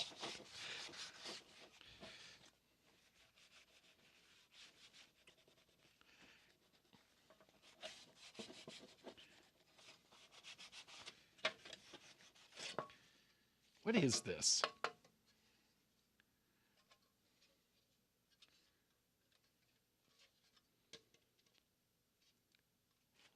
I'm not sure if this is aluminum because it's rusted.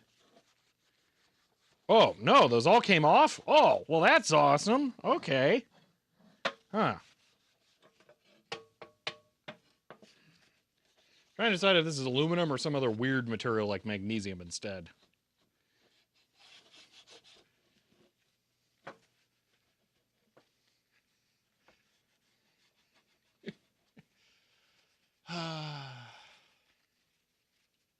Yeah, I'm wondering maybe magnesium. It would be weird, but it doesn't feel the right density to be aluminum to me. Maybe that's steel and that's throwing me off. Maybe that's what it is.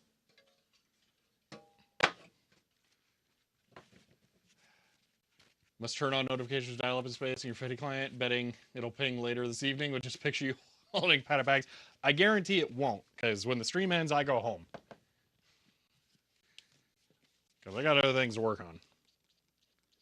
I spent all morning this morning writing a script for the next video.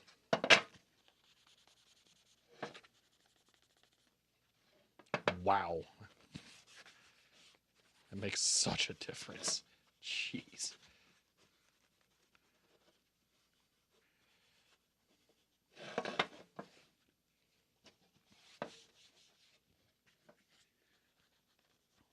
Very, very light over the paint. Oh, I so don't want to ruin the paint.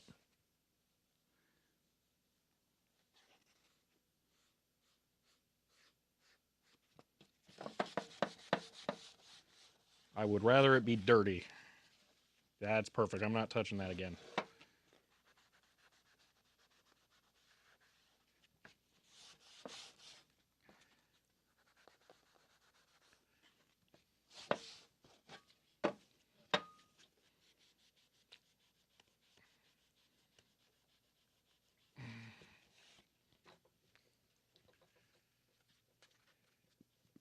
Can't easily cross-weld metals.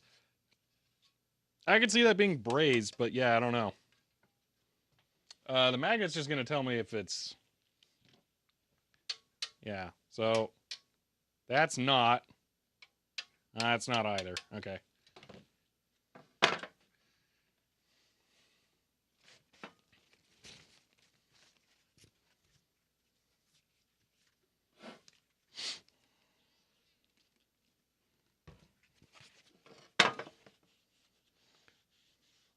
I did say I was giving up on the search, Ben. I just, didn't say when.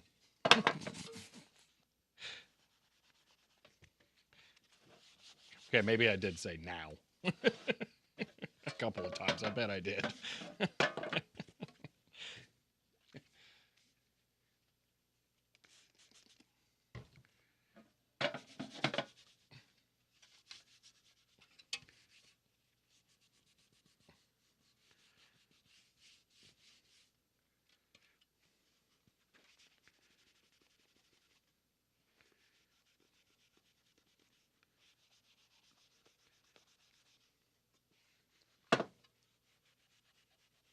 I'm very surprised by how many of these marks are not through the paint.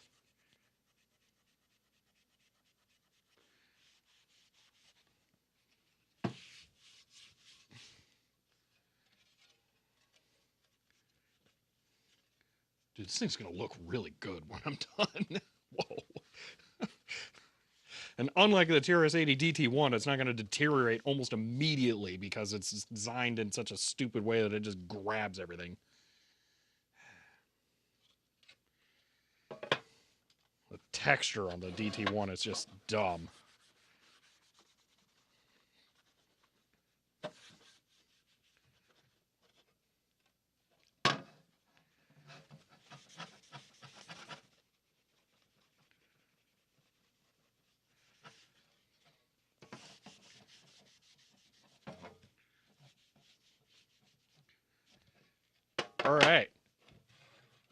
That looks phenomenally better. Wow, I am really happy with that. One of those honor and hot dogs. I've heard they're pretty good. Wanted to try and make them here in Indiana sometime. CHER 100. End of line. I can't say I have had it or even know what a Sonoran hot dog is. I've had a lot of hot dogs here, but no, I have not. Huh.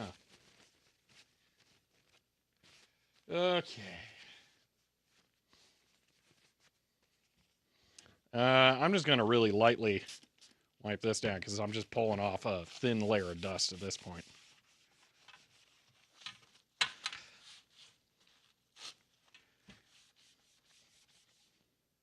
Thin layer of dust. Okay, sure.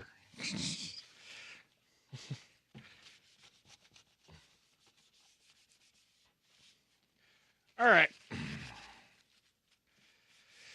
I'm going to wait until the keyboard is back onto this to try and clean the keys because I will want them reinforced. Oh my gosh, they're so dirty.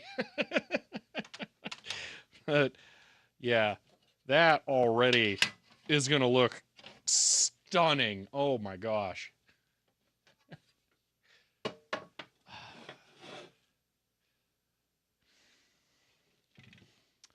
I'm going to be real with you, Dziak. I have not been to a Diamondbacks game since the World Series.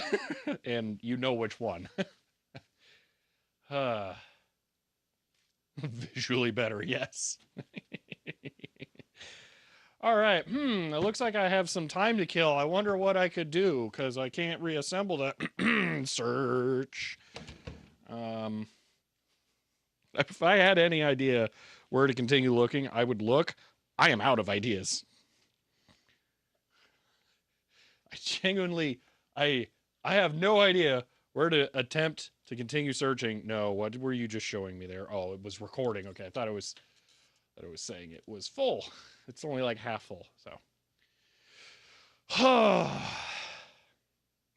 wow, that paint looks so much better. Holy moly, dude, that thing's gonna look incredible when we're done. I'm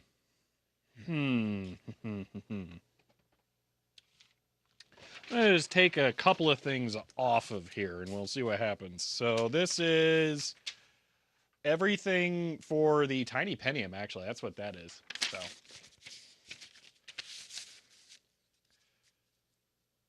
see. I'm fine with looking in random places for the rest of the stream. Yeah, really. I don't want to run over stream, unfortunately. So even if I find them, I don't think we'll have enough time to do anything. But could at least sleep tonight if I found them. Oh my gosh. I just had a really good idea, drat. Unrelated to this entirely, okay? I've shown this thing before, okay? All right, I have shown this before. This is a project. I need to decide what the scope is and figure out how I want to approach it, okay? This is a magnetic reed switch keyboard from Ukraine. It went to, I think, it went to a terminal. We actually did find the terminal that it goes to. Okay, I'm never going to get the terminal. This thing was harvested. A bunch of capacitors on it blew up and were snipped already.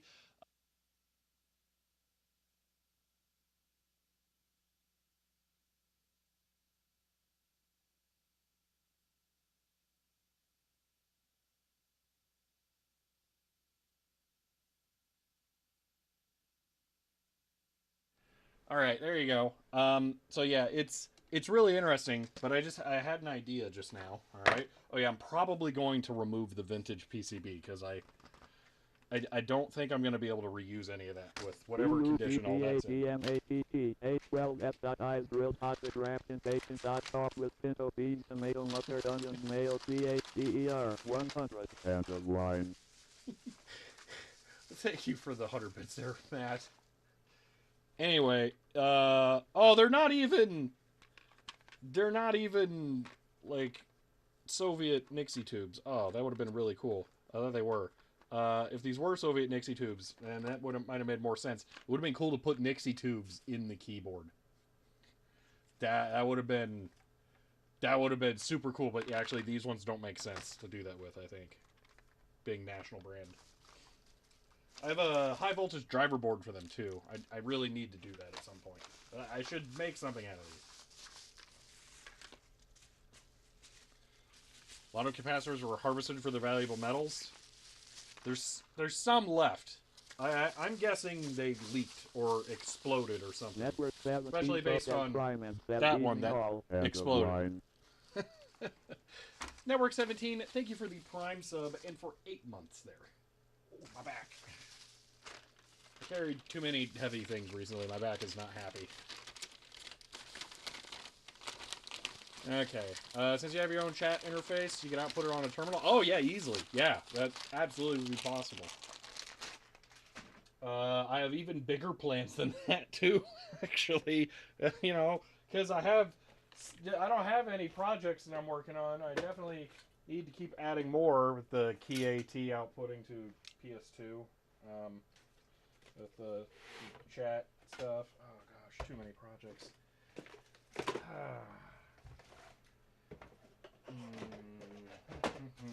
Totally not looking for keypads. If I could find them, that would be really nice. But, you know, like I said, I'm not looking for those. I'm just, you know, aimlessly shuffling things around for no particular reason. What's up there? Yeah, nothing. Okay. Oh boy, fire extinguishers are heavy.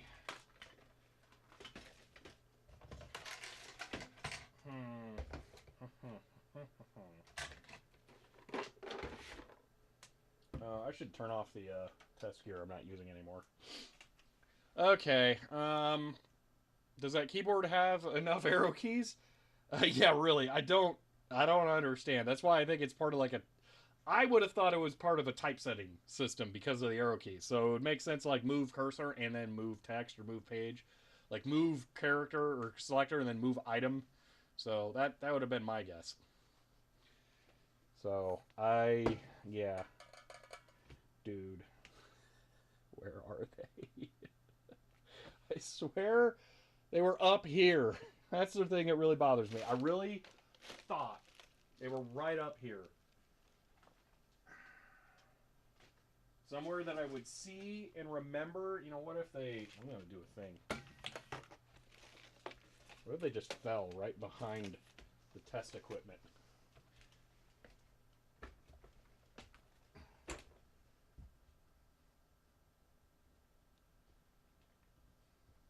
No. No, they're not up there. Okay. Well, at least I don't have to worry about that. I have an iFixit eye opener? Oh, yeah, that came with the, what you call it, the Steam Deck nonsense. That was horrible. Let's see.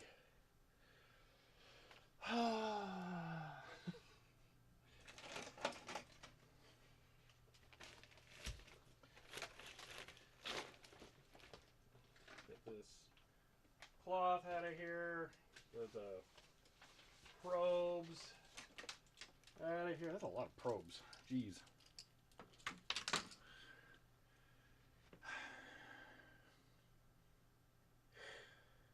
All I hear is mumble, mumble, mumble. Mic check. So the mic is this camera. That's why it's not amazing. You bounce like you're a Ford guy. Why are you wearing Corvette attire? I don't know. I wear the shoes that fit. I have flippers for feet. They're really wide. I get quadruple E shoes. New Balance is like the only brand that doesn't crush my feet. So there you go.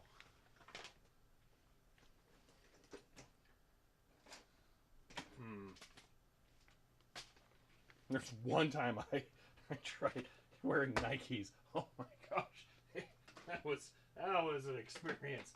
Wow, I don't know how people walk on those sticks for feet. It takes to have them fit in there. Hawkins says CHGER 100 choo CHGER 100. Do we have a hype train going right now? Hear your pain there? Yeah. Oh. Sasquatch King.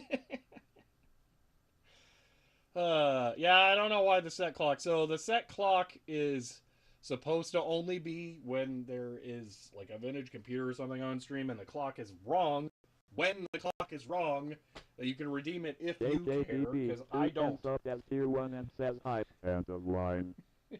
JJ, thank you for the tier 1 sub and for 25, I think that's correct, for 16, 8, no, 25 months. Thank you. Counting hard. Oh man. Test equipment doesn't have clocks. Well, I mean that one does, but no. I will actually refuse to acknowledge that, just because it is never set and it doesn't matter in the slightest, and you can't see it. Huh. All right. Used it earlier. Set clocks on the timer ship. Oh gosh. Oh man.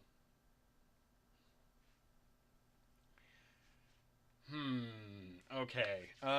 You know what? I think I missed Spooky doing a 200 bits cheer earlier. Thank you for that. All right. Yeah, it's if you like the whatever shoes you're wearing or prefer, that's fine. It's just they don't fit me. Just straight up. It's also really annoying when I go to get shoes and they don't have the right size.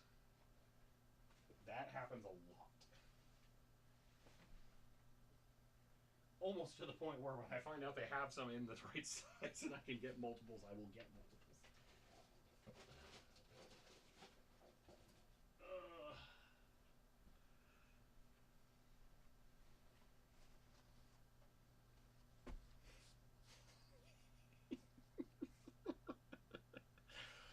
Let's plan for next week. Hopefully finish this. Other than that, I don't like to discuss future plans because I don't make them. Additionally, the only thing that can happen when I discuss future plans is that I lock myself into doing something. That's it. You want to know when I thought of doing the Visual 200? Last night as I was trying to sleep.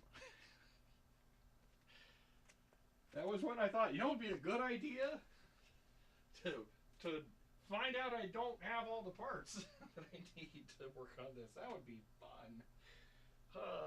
We got really close, though. I'm so mad. We were so close. I somewhat regret the decision. I somewhat don't.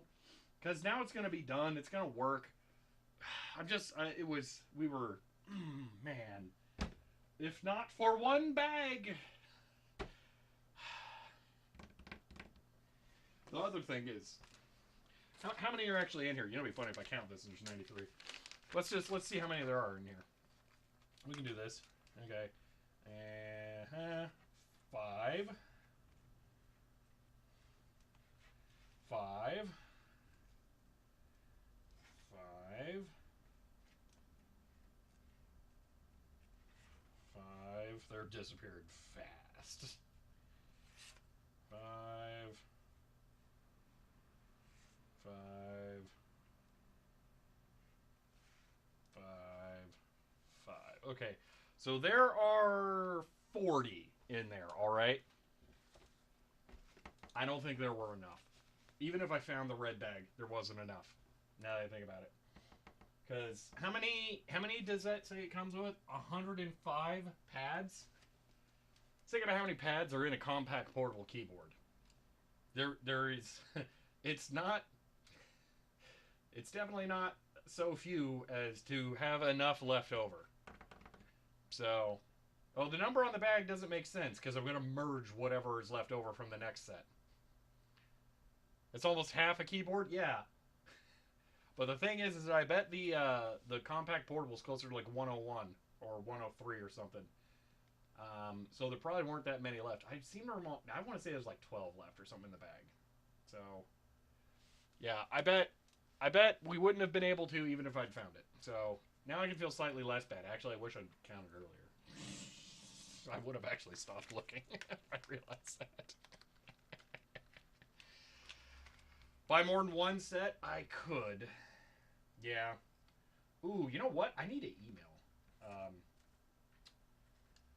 Oh my gosh, I'm slipping on his name. I need to email Tech Select and let them know that the keypads worked fantastically for the Xerox. They already kind of knew that they would work if you glued them in, but you know, just kind of show them. So, Huh. All right. Hmm. I'm. I really thought we were gonna finish today. Okay, I really did. Like I knew it was close, but I thought we could make it. If it really wasn't for the pads, that was unexpected. Phew.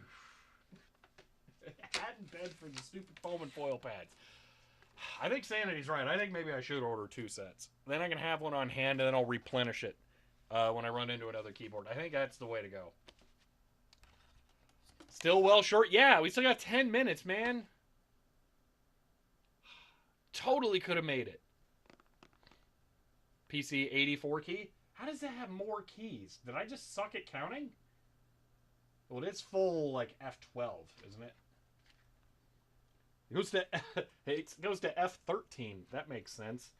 Then arrow keys and numpad. Maybe. Yeah, I guess this has more keys. There's a minus. That's kind of cursed. There's a minus key on the numpad, but there isn't a plus key. I mean, I guess it makes sense because you would write negative numbers. You would never write like positive numbers. So that's a little weird.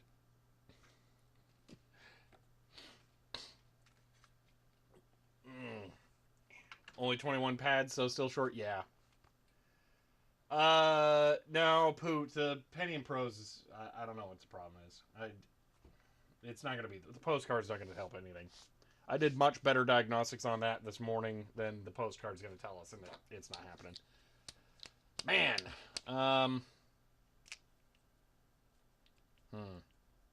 I have not soldered the caps. We'll get to that after I get the new things in. Theoretically, I could solder the caps right now. I could. We're in the end of the stream now, though. Realistically, I should probably just end it. I like to say that I don't actually stream for a specific amount of time. I stream until the project's done. Unfortunately, the project's done because we are out of the capability of doing anything additionally.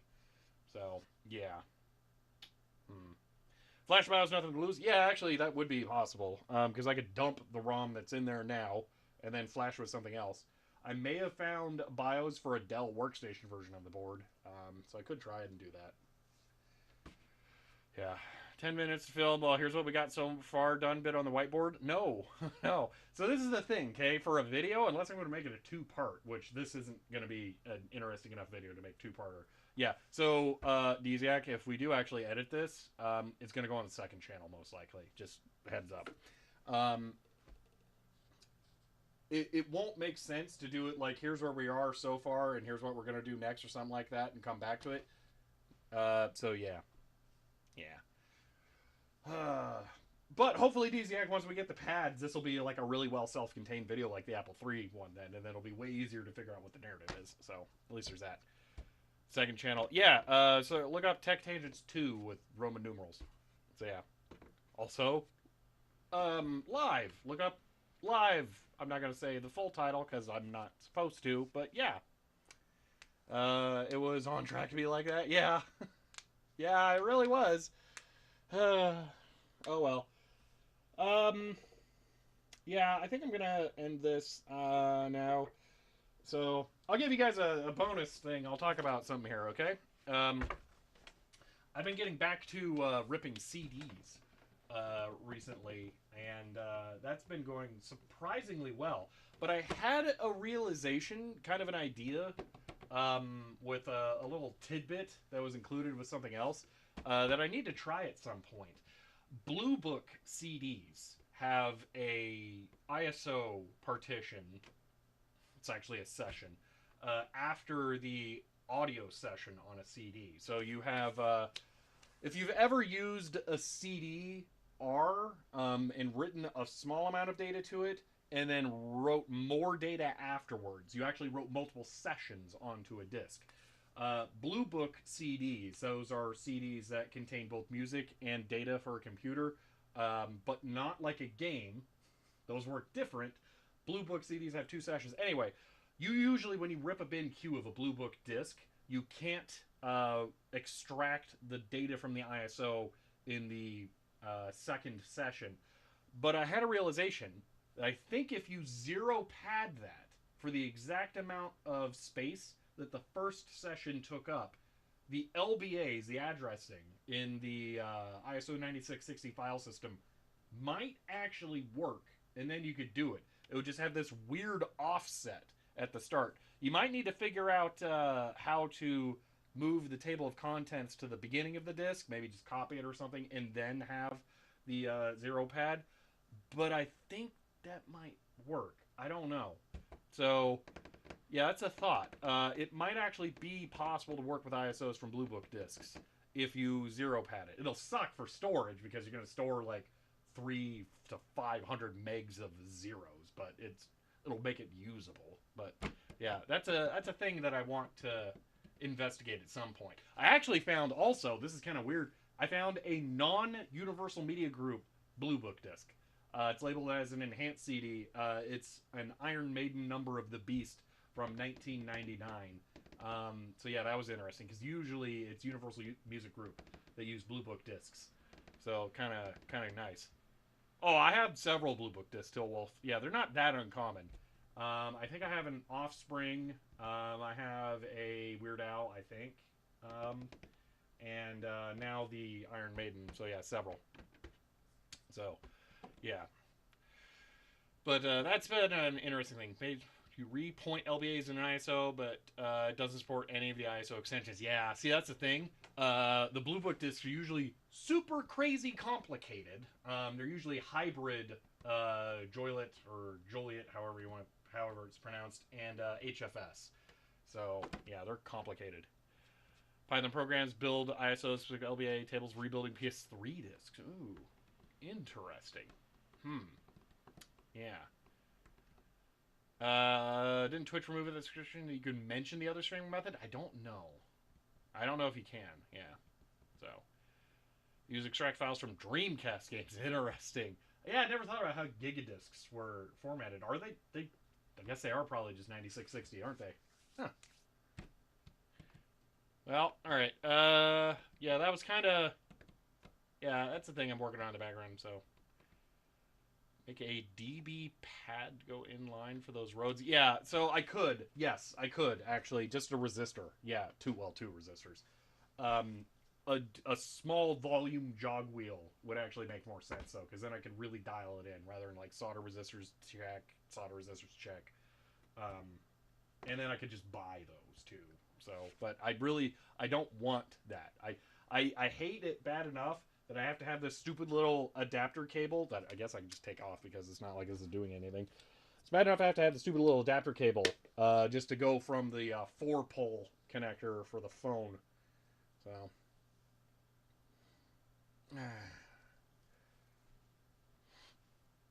yeah, I know gigadiscs were a thing. GD-ROMs, yeah, or DD CDs, yeah. I was just wondering what the file system was. That was it. It's like DVDs are all UDF, except they're not. Some of them are ISO 9660. Yeah, that's a weird thing.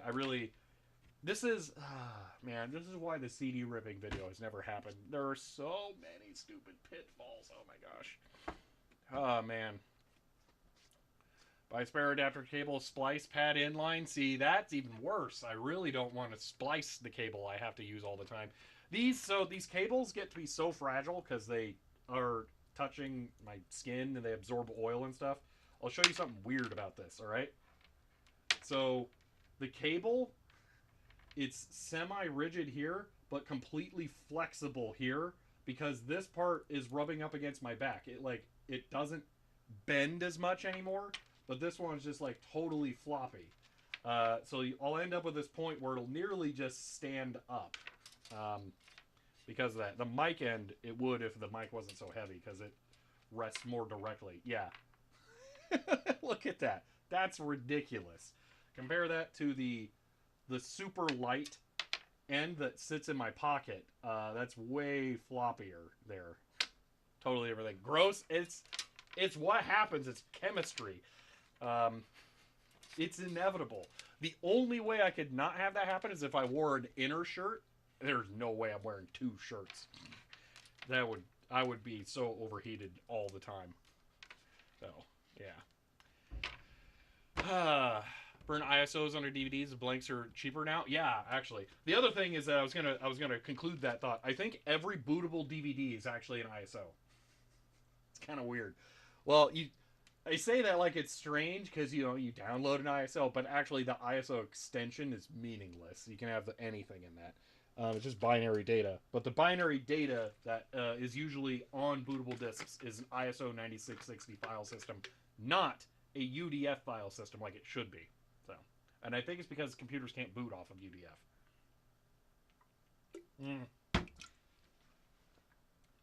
All right, there we go. We managed to chat away at the end of the stream there. So, yep. Hello, DJ Marble. It's, hi.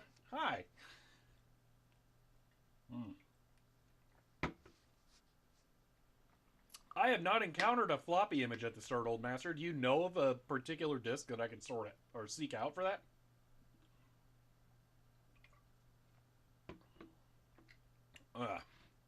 Digital Ice Age. I am currently fighting that exact same problem at home. I have MDR XB700s. They have a very unique ear cushion pad. They're like that thick. They're amazing. Oh my gosh, I love them. I think they have the exact same driver as the MDR 7506s, but in a much, much more comfortable package.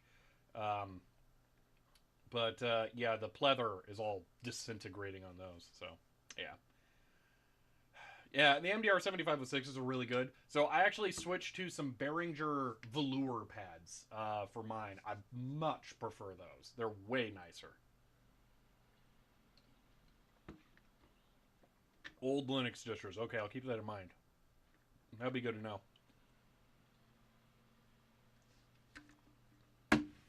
All right, water gone, coffee gone. Why would FreeDOS be distributed on a DVD? How do they need more than 700 megs for DOS? Wow. Like your AKG pads are flatter, living in them for a decade. Yeah. So I'm actually now, I think, I'm not sure what it is. I'm getting something like weird going on with my skin around where the headphones are. I'm not sure if it's these being worn too much and like completely suffocating my skin where they touch. Or if it's my XBR 700s touching basically the same spot when I'm editing. Basically, I think I'm wearing headphones too much. And I'm trying to like clean and sanitize my home headphones a bunch to make sure that it's not anything to do with that. So, yeah, anyway, weird. That's too much. But, yeah, all right. We're going to end this now because we've reached time. So this was, man, I'm going to run the outro as I bemoan this project.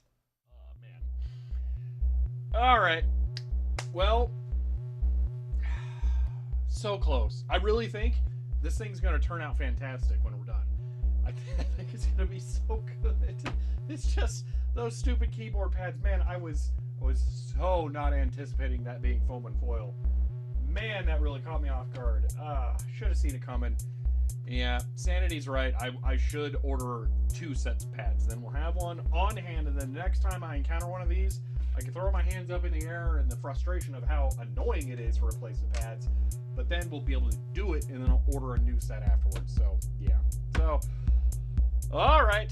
We'll see if I can get them in time to do something with this next weekend. If not, I'm going to be really sad. But hopefully, fingers crossed, again, we can do that. If you enjoyed this stream, you may want to follow so you can catch when I can finish this, because we're not done yet. And if you want to help support the stream, you can get a shirt like this one or find me on Patreon. But for now, that's it. And we'll see you next time. That was the wrong button. Thanks, OBS.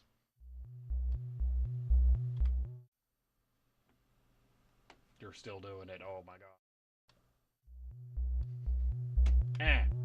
Oh wait, no, this one's on me. There we go.